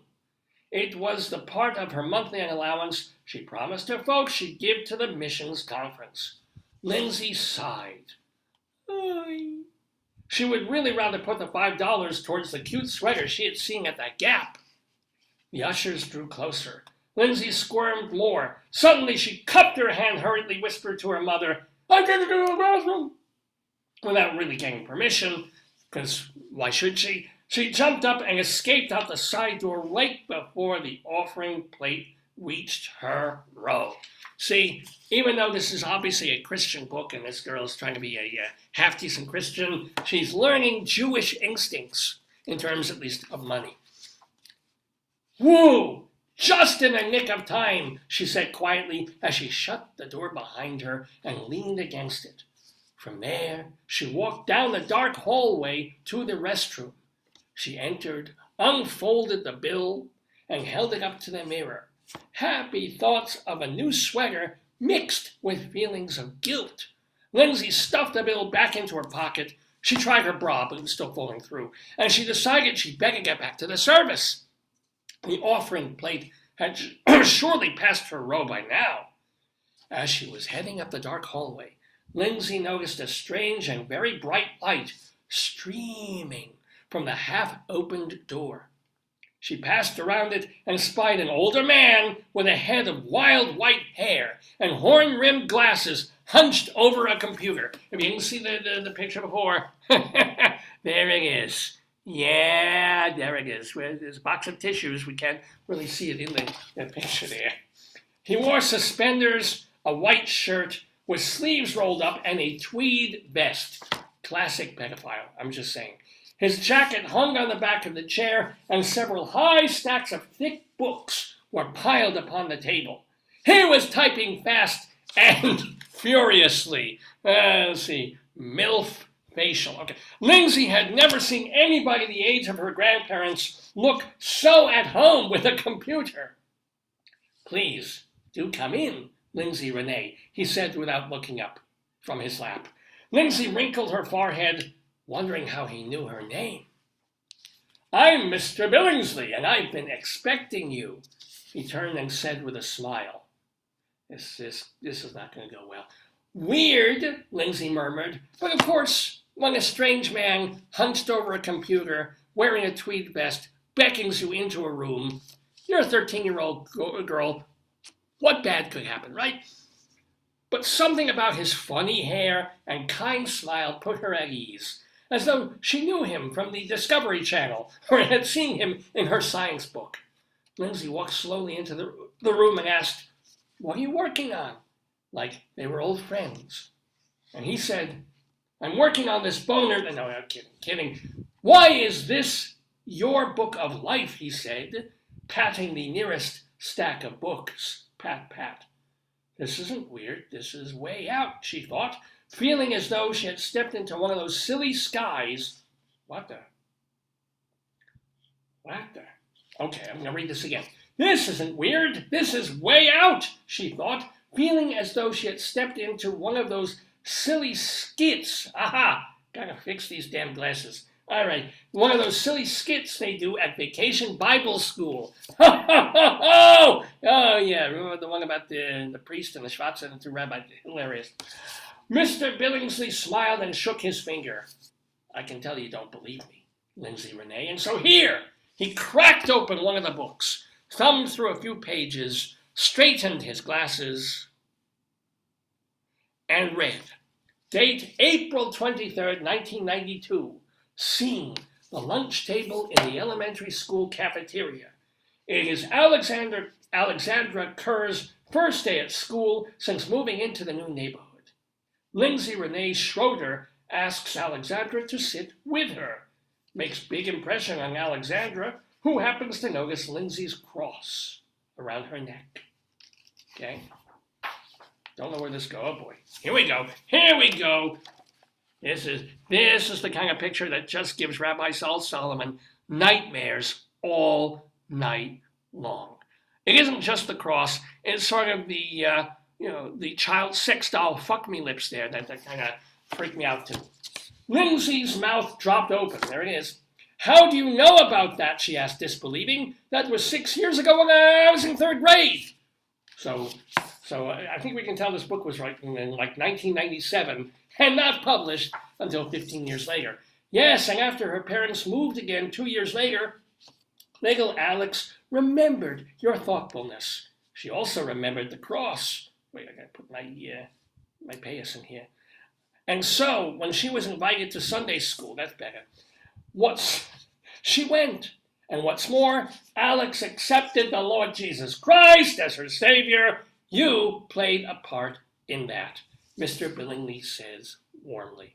And by the way, after that, she went on a missionary thing and was shot in Uganda, but we won't get there. Lindsey shook her head as if to wake herself from a dream. She drew closer to the book, placed her hand on it, and decided to test this strange but very nice man at his odd game. She told him about the time she lost her Bible at camp last summer.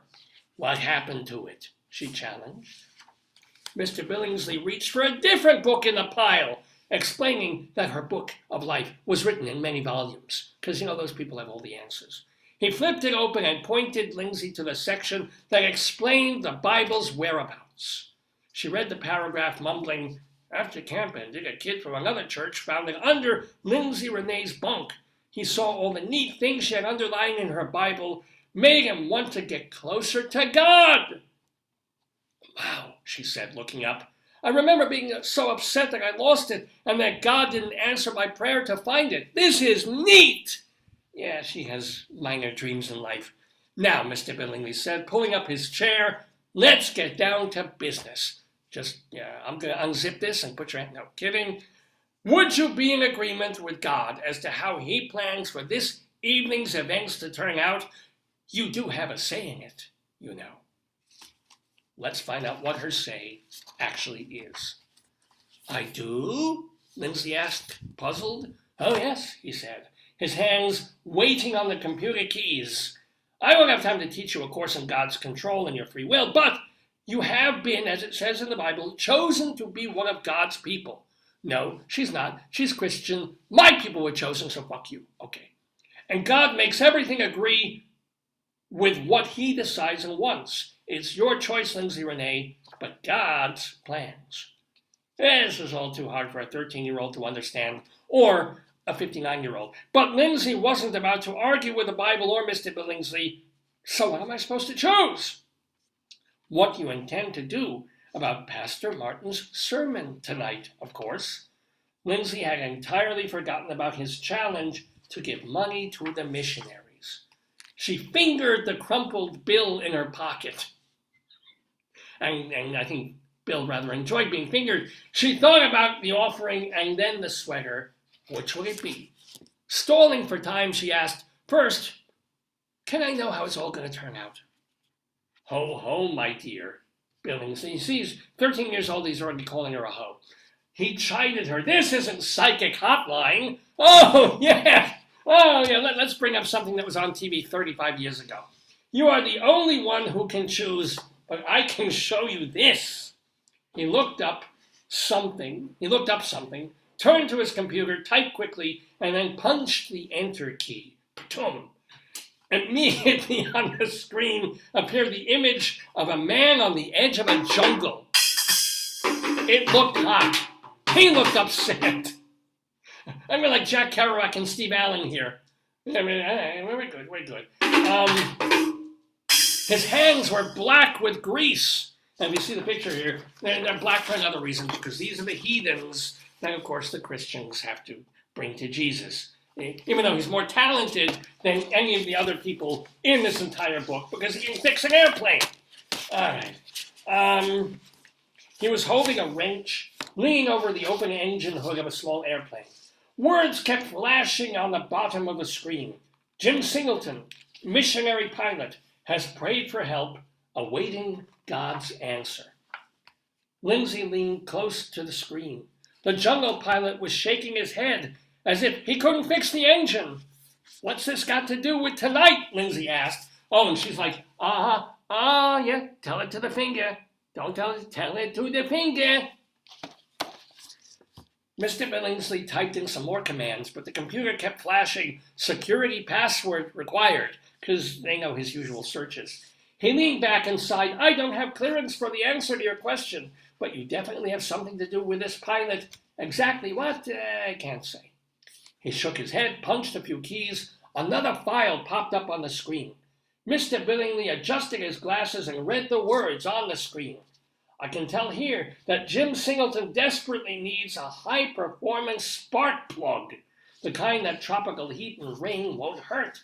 Apparently, though, these things are pretty expensive. He then turned to Lindsey. And as you heard tonight's speaker say, missionaries aren't rich. Lindsey clutched the $5 bill. Mr. Billingsley, she said as she began backing away. Can you stay right here? Don't move. Don't go anywhere. I got something to do and I'll be right back.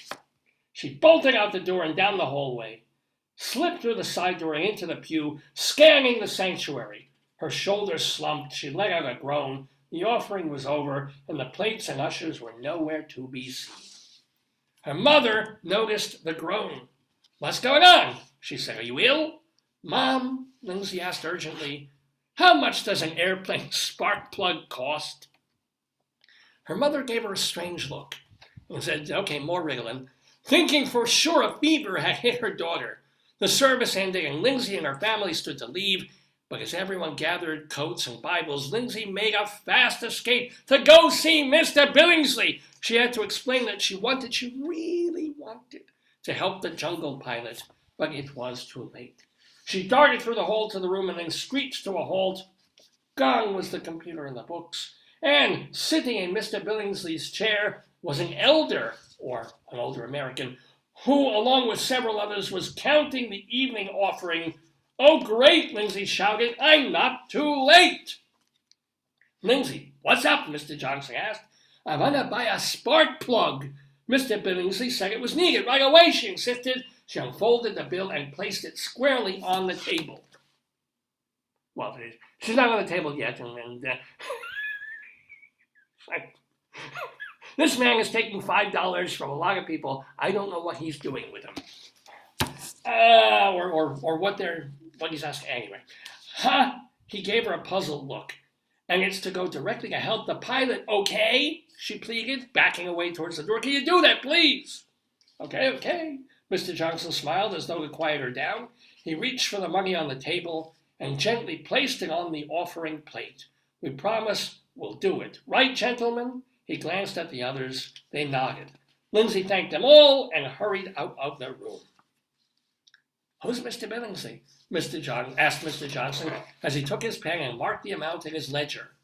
At that instant, as his pen wrote $5, a clerk in a warehouse thousands of miles away received a phone call, checked his list and made a few notes on his clipboard. His boss signed the forms and yelled to the ground crew at the airport, okay, men, load that box that's been waiting. Orders just came down from headquarters. Hurry, the plane's ready to taxi out. The ground crew rushed to an airplane waiting on the runway, ready to take off for the jungles of Brazil. They will never be seen again. They hoisted the box into the open cargo door. On the side of the box read, handle with care, high-performance spark plugs. Because, they're all listed together in a box like that. And at that instant, the pilot leaned on his engine hood to take a break from his work. As he did, he heard the scratchy sound of his airbase calling over the radio, Jim Singleton, come in! We've got those spark plugs coming your way. The pilot wiped his brow and smiled. God, he thought, is good and always in control. Oh, God. At that moment, half a world away, a 13-year-old, still wondering if she had a dream, smiled and thought the same. God is good. Then she shoved her hands into her empty pockets. She is 13. She's looking for something down there. Yes, he is very, very good. This book is not very, very good. It's very stupid. But thank you to Joni Erickson Tada and Irina Roman for writing this thing that we got in a free book box. We've been reading the incredible discovery of Lindsey Renee and the $5 that she basically throws away to take people who are perfectly fine the way they are and have them waste their lives praying to something that doesn't exist. Okay, anyway, I do exist in a manner of speaking. I am Rabbi Saul Solomon, founder and spiritual leader of Temple Sons of Bitches in Great Neck, New York. If you want to know more about me, go to my website, shalomdammit.com. If you don't want to know more about me, fine, I don't want to know more about you either. Anyway, we've got Dave coming back to the neighborhood to do more Dave's Gone By on this Saturday, July 22nd, 2023.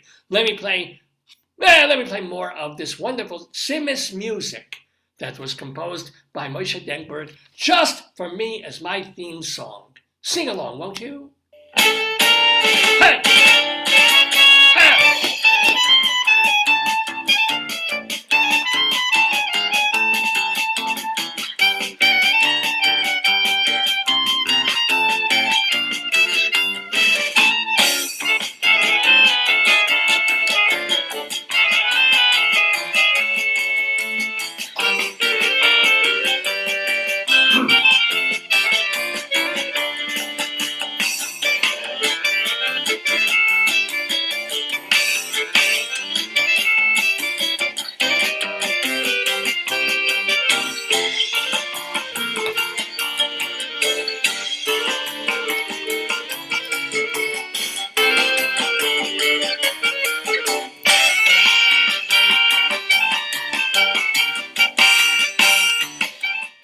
The Rabbi Saul Solomon's brand new theme song, courtesy of Moshe Denkberg. Oh, and stop it. And the band Simis here on Dave's Gone By.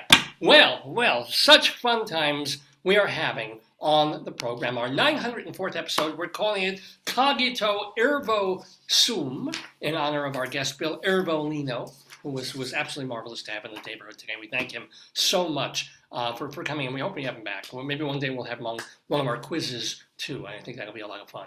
How you doing, Joyce? How are you? Yeah, good. I'm tired. Well, I hope not too tired to do a little Greeley Crimes and Old Times. Uh-oh. Oh, what are you looking at? I have one of the noisemakers here. Well, there are two white ones. You should No, have. but the one is there's only Yeah. one that has the, Oh, no, there's No. only one that has the, it's not here, where is it? I don't know. Only one that has the. Yeah, it's right there, the black one. It's just No, you're it's not these. Oh, yeah, there it is. okay. This one here, okay. Oh, well, let me play the theme music then. This is Greeley Crimes and Old Times.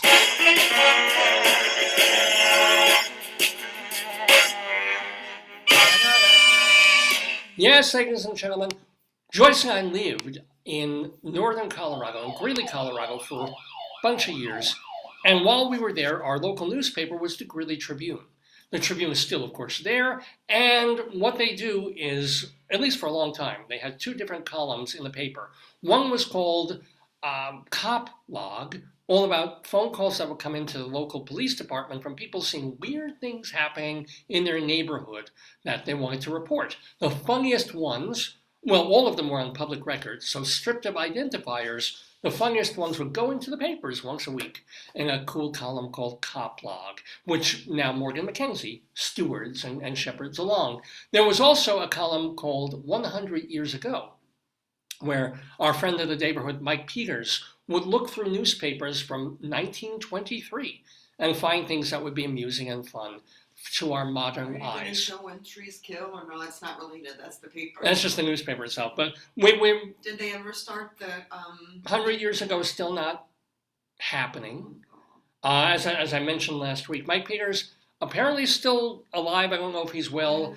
He's kind of been taking a break from maybe they all don't the have stuff. any more access to any more old time, you know? No, but he stopped doing his gnarly trombone column too. Oh, right, the one, oh. And his daughter did a piece about him for Father's Day. And I thought, oh no. Oh, yeah, no. But no. I mean, apparently he's Reach out to the woman again, she can help you, just maybe. Yeah, I'll write her again. You But just told us in the beginning that you have to follow up with people, you learned that from the summit. you're right. You're absolutely right. You said that, right? It's not pesky. It's not past because I wrote her 2 weeks ago. Yeah, So it's yeah. not like yeah. So Morgan. You're not posting on social media saying, "What's up with that?" Well, I am, but that's just me. Yeah. But anyway, let's do some criminality. So we are still getting crimes. So these were in the newspaper just this past week or a week or two ago. For example, multiple callers. Wow.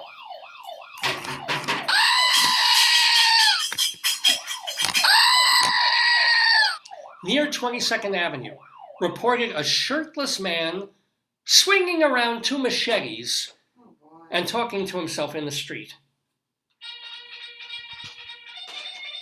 And it's literally right out How do you of swing 2 machetes? Raiders of the Lost Ark. Like, Maybe he was just doing my workout, that on the video workout, and he needed like weights. yeah, upper body. If you, that's pretty good strength. Yeah. I mean, you have to have strength to do that. But the good thing is that he was shirtless but not pantsless.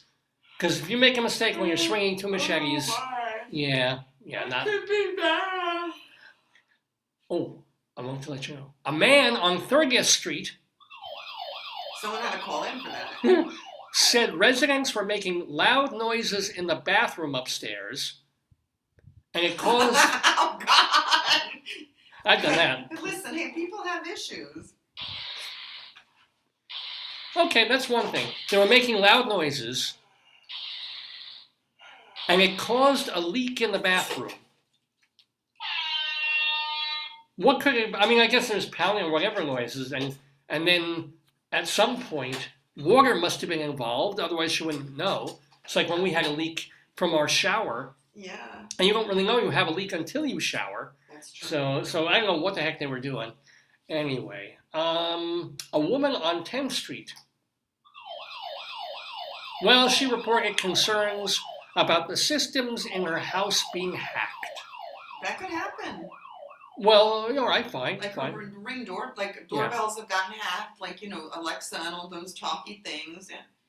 Fine. It could. Everybody's got to be concerned Cautious, about yeah. their credit cards, Yes, their yes. rings, their cell phones for sure. Yes, yes. Well, this woman also reported hearing her neighbors plotting to do something to her house. Mm. Oh, and she also said this by the king through. She Yeah. also said her son was killed by hackers. Whoa, that poor woman. Hey, She's got bad why don't you luck. put that first? Hey, police! I think Yes. the plan's something bad to do with my Yeah, house. maybe that was an older event. Maybe that happened a long time ago. Oh, maybe, yeah, it was- and by the way, yeah, and I think they're looking at my cell phone. By the way, my son got killed. Yeah, come on. I don't know. A caller on 7th Street. And by the way, I've been in Maryland all week. This is not me. Okay. Said a weird man was walking into people's yards and touching stuff. He was holding a pipe and scissors and asking people for meth. It was not me. I Wow. promise it was That's not a me this combo. time. That's an unusual combo. Yeah, It sounded like a Johnny Appleseed until the meth. Yeah. and the scissors. Yeah. Maybe he was like, snipping the tree leaves or something. Johnny methyl. Wow. What is meth made of? Meth is a I don't compound, know. isn't I it? don't know what it Synthesized. is. It's some kind of made from cold tablets, I think. Really? But does meth Mezonchirox be methadone or methadone? I don't know. I honestly don't even know what meth. I think it makes you skinny and lose your teeth. Well, that's just age. A caller at a children's consignment shop on 35th Avenue. Well, she said she was creeped out by a man while inside the store with her 4-year-old granddaughter. Aw. The man asked her granddaughter if she wanted him to buy her a sippy cup. Is that straw, thick and pink? I just want, but no. What would be the circumstances? Well, I could see, like, if you were let's say you're on the checkout line and you see the person in front of you has a kid and they're short money, you might want to say, can I help you out to pay for that? Yeah. But I wouldn't think like somebody in a consignment store would just start offering to buy people stuff unless it's the owner giving stuff away. Yeah, I guess. Well, how many consignment stores have sippy cups? I don't think you can. Well, you can. They sell glasses. Oh, yeah. Yeah, you resell glasses and you resell plateware. But you wouldn't give a sippy cup would precisely be plastic. I'm hoping. Yes. I'm assuming you would not give a kid like a crystal, No. a Wedgwood sippy cup. Maybe. Maybe, man, it's possible. Some kids might dig that. Yeah. All right, let's do one old time thing. We have only 2 left because we're Okay, just save down to that, nothing save the now. one. And this was an editorial Okay. back in the Greeley Tribune newspaper from 1923. Quote, "Life is just a short season of dodging jitneys, taxes, and jury service." Yeah. So encouraging. Also, spring has not officially arrived Okay. until the early morning fly has landed on your face to wake you and replace the alarm clock. Oh, that's Yeah. nice. Yeah. I wish we had a. Yeah, people don't really wake with a fly in your face unless you're in prison. So, Oh God. so that was an actual editorial quote from the newspaper back in 1923. And you know we always do an elsewhere thing. Oh. So especially because now we're lacking old times, we want to do a story that is weird, but not from Colorado, not even from the United States. We're going all the way to Quito, Ecuador. In this story, reported in the Associated Press, in fact. And this is wonderful. By the way, we have differences of opinion about this. This is why I don't want to be cremated. Okay? This is why I would still rather be buried. What's this story about? Yeah. A 76-year-old woman Mm-hmm. was declared dead at a hospital in Ecuador. Oh. Then she astonished her relatives by knocking on her coffin during her wake. The incident has prompted a government investigation into the hospital. Relatives left the coffin behind and rushed retired nurse Bella Montoya back to the hospital after the wake last. Would you bring her to the same hospital? Well, I guess they want to figure out like how they. How did they? Well, people could be in a deep coma, I guess. I don't know, or the breathing is of course going to be really, really shallow. But said her son Gilberto Barbera, quote, "It gave us all a fright." I'm sure she was more frightened than anybody. He added that doctors say his mother's situation remains dire. Yeah, because she got no oxygen for like 2.5 days. Oh my goodness. Bella Montoya was admitted to the hospital with a possible stroke and cardiac arrest. Oh God. Did not respond to resuscitation. At the ER, a doctor declared her dead and handed her family a death certificate. So they brought her to a funeral home for the wake. After about 5 hours, they started to hear strange sounds. Quote, "My mom was wrapped in sheets and hitting the coffin," said her son. That's like a nightmare. A technical committee has been formed to review how the hospital issues death certificates. Yeah, I think so. Can you imagine if she'd been cremated, though? Can you imagine if they just fed her into the They oven? never would have known. Exactly, yeah. Yeah. She would have known. Yeah. That would have been, I don't know how long it takes, but it would have been a very bad couple of minutes. That's horrible. Yeah. And I wonder, how long does it take? Jews are quick. Jews are like the body, boom, you bring it to the They probably thing. had her at a funeral for a couple days. Yeah. Right. Like a week No or food, no, it's just like suddenly thump, thump, thump. Yeah. And I'll bet you they brought her back down, she probably died the next day. But it's just like. That's horrible, yeah. But this time, you leave her for about 2 weeks. And you leave a little food near her, just in case. And then find if the food is untouched, right, and the water's untouched, then it's like, okay, I think it's safe. Wow. I think it's safe. And even then, you punch her in the face. Oh, God. Just to be That's horrible. You are not providing care to anybody. that was Dr. Potato's okay, idea. yeah, I could see that. Yeah. Yeah, I'm sure. He was probably the one treating her. Oh my God! So let's do one or two more of Greeley crimes. Greeley crimes, Yeah. and then we've got our friends of the neighborhood, and of course our Colorado Limerick of the Dam to do. Here's a call that came in. A caller on 9th Avenue said that a man on a bicycle was throwing trash cans and throwing up in the street. Oh, God. I'm sorry. First of all, you probably have the ideal place to vomit. You should probably vomit in the trash can rather than throw it and puke. And then, first of all, how can you throw a trash can when you throw on a bike? I also don't think if you're vomiting that much, I don't think you have the energy to do either one. Like if you're probably having you don't. If you're making a Technicolor yawn, Yeah. you really I someone's don't going to pedal 30 miles an hour. That's not. Yeah, there's something unusual. But it's just the image of that. And the guy, ah! It's like a paper boy. It's like a bad paper boy. Oh, God. Oh, he could be Mike Nesmith because he's throwing out liquid paper. That's terrible. That was just so bad. Yeah. All right, let's do one more. A caller at apartments on 9th Avenue said that a man ripped the screws out of a utility closet to sleep inside of it. Oh. Clever, I think. Yeah. You know what they call it? It's called Motel 3. Motel. Yeah, right. Well, what is a utility closet? Well, no. Oh, I it's thought it meant like electric. It mean like mops and stuff. I Yeah. guess. Again, yeah, somewhere out of the, but maybe. Anyway, those are the crimes and the old times from Greeley Crimes and Old Times on Dave's Gone By. Here's Groucho. Mr. Horace Greeley was no fool. Oh, he was not. I'm sure that you'll agree with me that Greeley was no fool. What he is getting at is that Mr. Greeley was no fool. Yippee-yi, yippee-yi, yippee-yi, yippee, yippee.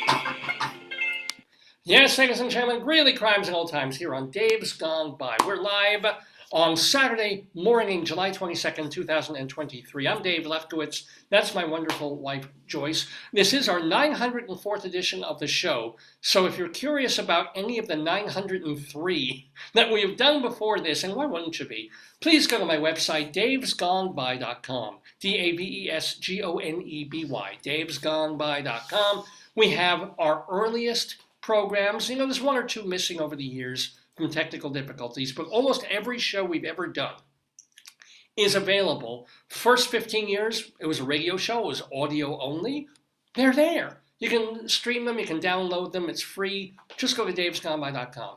Last few years, obviously, we've been doing this video podcast, and those are there too. As a matter of fact, you can watch them at davesgoneby.com. You can also watch them at our channel on archive.org. Archive.org, that is a non-for-profit website that just gathers entertainment and stuff from the last bunch of centuries, and we're happy to have a channel there, the Dave's Gone By channel on archive. Sometimes I think we get more hits on archive.org than davesgoneby.com does.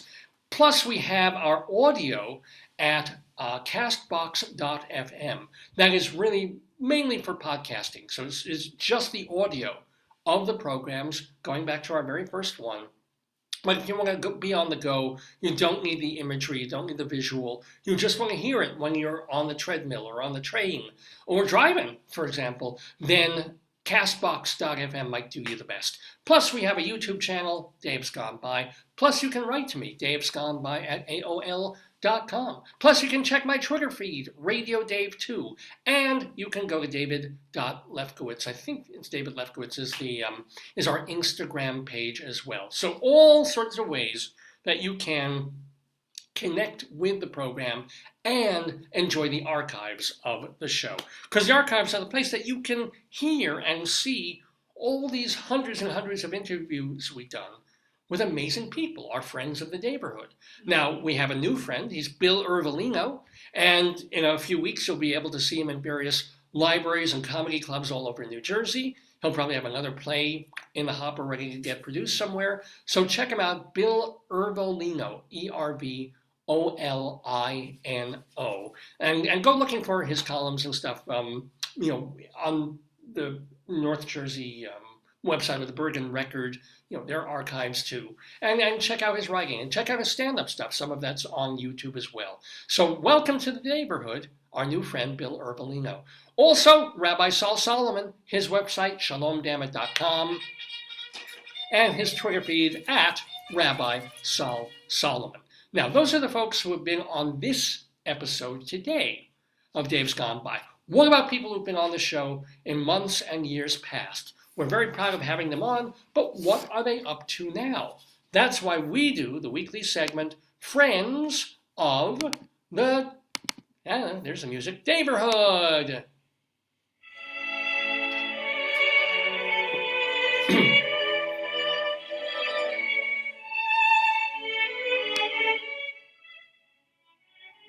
So a couple of things first. First, we want to say congratulations to, and go out and buy, Sean Altman's double CD set of the Everly set. Now he and another musician, they've teamed up and they do songs of the Everly Brothers and also of Simon and Garfunkel. So the Everly set has put out this 2 CD set of Forever Simon and Garfunkel, them doing classics by Paul Simon and Art Garfunkel, and it's available. Check out Sean Altman's Facebook page, and he's also got his own website as well. Want to send out condolences to Charles Bush, the actor and writer who just lost his sister Meg. So very sorry to hear that from him. Thank you, though, to Moshe Denberg one more time for giving Rabbi Saul Moshe's theme, which is now we're going to rename it Saul's theme, and writing that and dedicating it to the show and to him. I want to say that on tonight, Lucy Arnaz is at 54 Below. She is an actress, of course, in her own right, not just the daughter of you-know-who. But go see Lucy Arnaz at 54 Below on 54th Street. You've also got the new play by Richard Vittier, the poet. It's a short play being done as part of the Secret Theater One-Act Festival over in Woodside, New York, pretty close to where I used to work. So congratulations. That's running from now, literally today, through August 8th. Tomorrow, Neil Berg is bringing his show 100 Years of Broadway to Eisenhower Park in East Meadow, Long Island. On Monday, we got Tammy Faye Starlight, and she's doing her show Nico Underground at Joe's Pub on Lafayette Street in the Village, or East Village, I guess you could say. Also on Monday, the 24th, two of our great friends, Jill O'Hara and Leroy Reams, are going to be doing Jerry Orbach's Broadway. And it's produced by another friend of ours, Michael Portantier. That's all happening at 54 Below on Monday night. And if that isn't enough, and don't you think it should be, Jim Caruso's cast party every Monday night at Birdland, well, this Monday, the 24th, is the 20th anniversary Oh my goodness. of Jim Caruso's cast party. So congratulations to Jeez him. Louise. Yeah, man, 20 years of, and if you don't know what it is, it's like an open mic, but for Broadway people, chorus people, and as well as regular Are people they too. invited or they just show up? You have to sign up on a list probably. Yeah, probably sign up, and he's been doing it so long. Online or something, you know? Yeah, and he's just a master at that kind of thing. So That's his yay. jam. It's his jam. Now, if we move later into the week, Wednesday, July 26th, Daniel Gwertzman Dance will be at the New York Public Library for the Performing Arts doing their thing of Everybody Can Dance. So I think they get everybody involved. It's as much a workshop as it is a performance, I think. And then also, starting Wednesday and running through late August, Gabriel Barry is directing Here You Come Again at the Paper Mill Playhouse in Milburn, New Jersey.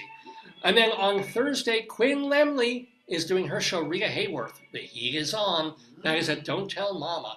And same night, maybe you're not into Rita Hayworth or you've already seen it, then see Steve Maglio at the Cutting Room on East 32nd Street. He channels Sinatra-style singing and songs and performance.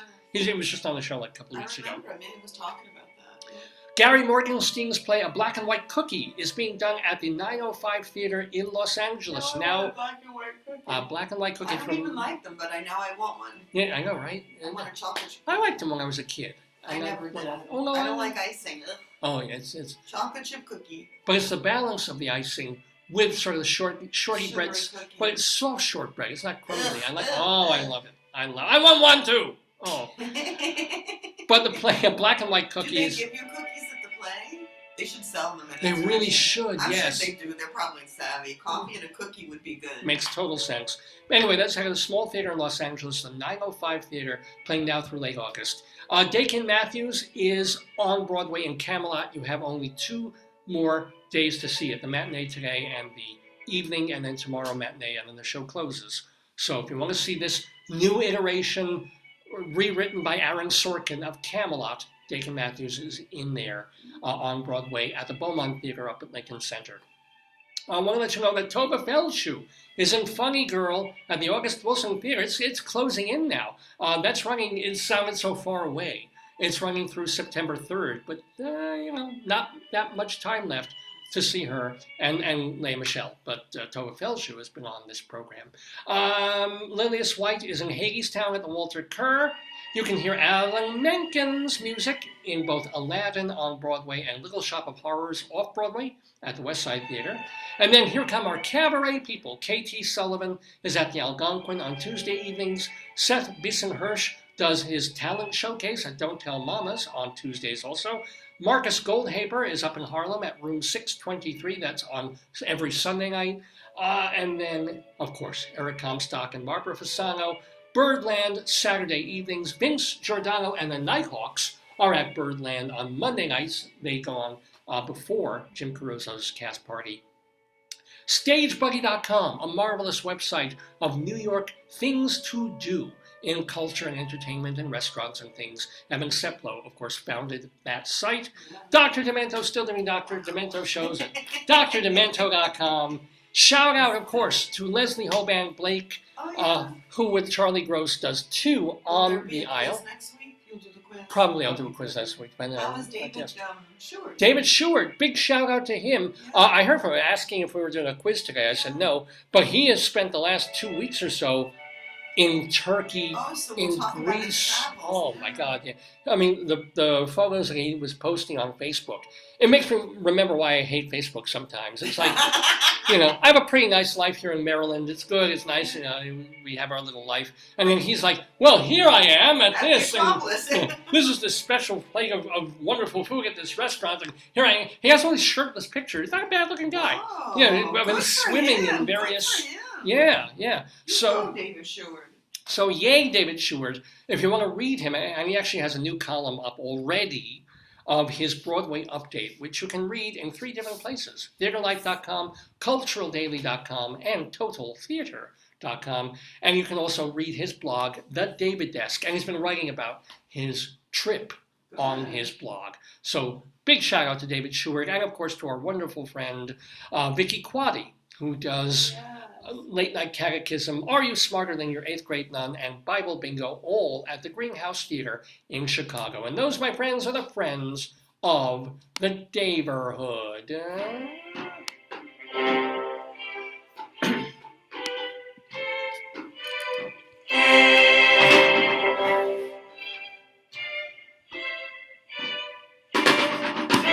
All right, ladies and gentlemen, it's almost 1:45. We're making very good time today, and we've had a very good time on this program. So we have, unfortunately, one more thing to do on the show, because look at all we've done. Okay, we did Greeley Crimes and Old Times. We had Bill Ervolino chatting with Rabbi Saul Solomon. You and I yacked a little bit about stuff, about the conference and things. We talked about Tony Bennett a little bit.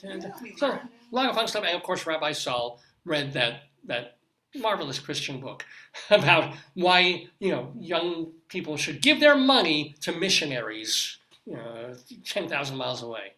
Anywho, even worse than that, we now have a poem.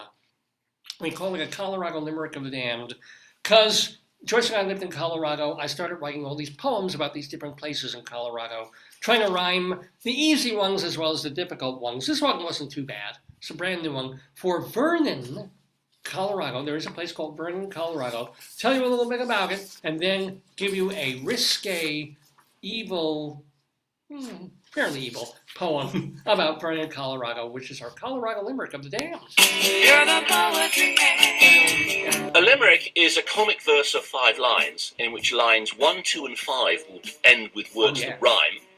And likewise, verses 3 and 4 also end with words that rhyme. So this is a limerick.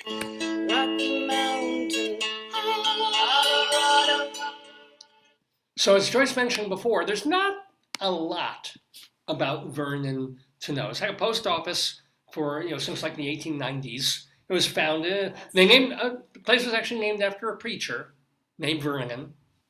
Don't know if that was his first name or last name, but that's what they named it.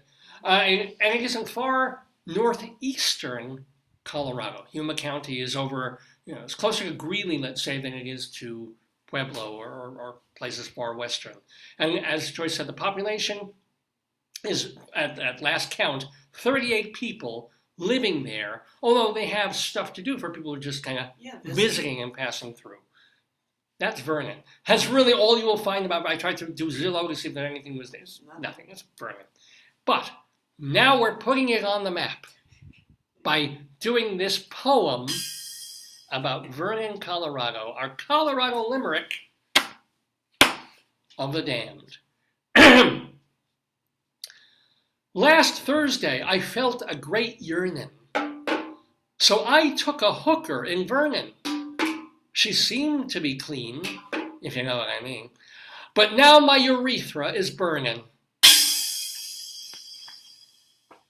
Yes, ladies and gentlemen, our Colorado Limerick of the Damned. Remember that you can write to me to complain or for any other reason by going to davesgoneby@aol.com. I know, I still have an AOL address. Maybe have Potato prescribe some treatment. No more poetry. Just, you have to give it up. It's going to kill all of us. Thank you, Potato. Thank you very much. But yeah, davesgoneby@aol.com, or feel free, please, to message me on Facebook or post your thoughts on Facebook. I read everything that I can. I don't necessarily get to write to everybody. I should probably do a public profile page because as Bill Ervolino told Rabbi Sal, he's got like 7,000 followers on his. I can't have more than 5,000 because mine's still a personal page. Yeah. So, well, who knows? Maybe I'll change that over or something. How hard is that? Or start doing these on YouTube. But we don't know. For now, Facebook has been great, and Facebook is fine, and we're thrilled that you join us every Saturday morning from 9 until noonish or thereabouts for Dave's Gone By. With me, Dave Lefkowitz, my wonderful wife, Joyce. Joyce, anything we want to talk about or finish up? I got this little thing we can do next week. We've been saving that and holding that. I think it was a great show. And... Yeah. You missed it. There was a deer this morning in the front. Wow. He was right up against the house, eating our flowers. Of course. This beautiful deer, same family. So the same deer that The we've one been looks seeing. like a gazelle, yeah.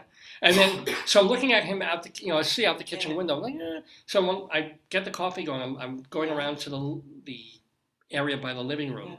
And now I can get him a good look. And so I look, I was had no idea it was there until that moment when he started like backing away. Like, sorry. No. No one sees me if I back up slowly. Yeah. I'm a deer. Beautiful deer, beautiful animal. It sucks that they're eating our flowers, but what are flowers for if not to feed beautiful deer who come into your yard and shit, but look beautiful doing it? Yes, that's true. Like, if Heidi Klum wants to come into my yard and take a shit, I'll be like, bring your own paper and it's a deal. I don't know where I'm going with that. I have no idea where I'm going with anything. But anyway, that has been the 904th edition of Dave's Gone By. Next week, we intend to do it again. I'm warning people already that over the autumn, we're going to have to cut back on these. I'm going to be teaching and going kind of crazy with my schedule. So it's going to be very, very tough for me to even put together anything or even being roused out of a zomboid coma for Saturday mornings. But I'll still do a few. But I can't imagine I can get one of these up every week. As I told the doctor when he was prescribing Viagra. So for now, though, we do expect to be back next Saturday, towards the very, very end of July. I guess it's July 29th, 4, 5, 6, 7, 8. Yep, July 29th, 9 to noon or thereabouts for the 905th episode of the Dave's Gone By, Facebookio, Podcastio, Programmio of the stream. Let's. Melvin, we got Melvin G. Mintz here. Melvin, I enjoyed the program very much. Oh, good. It was very amusing. I could do without the salty language. Sugary language I like. I like when my wife talks sugary to me. But salty I do not because I have a blood pressure condition. Wait, blood pressure? Maybe. Oh, no. Well, Potato. Melvin G. Mintz has a blood pressure. What do you prescribe? Wait, let me hear. I think he's dead. No, it's a picture of him. let me try again. I still think he's dead. No, Potato. He's fine. They just wrote about him in the magazine over at the Johns Hopkins. No, come on. What do you think, Potato? He's got a condition with blood pressure and assault. Advil. Oh, no. All right, maybe that might Advil will open up things and make it. Anything else? Let's see. If you want to fight smallpox, you get a smallpox vaccine. That kind of makes sense. If you have more salt, that will counteract the salt already in your system.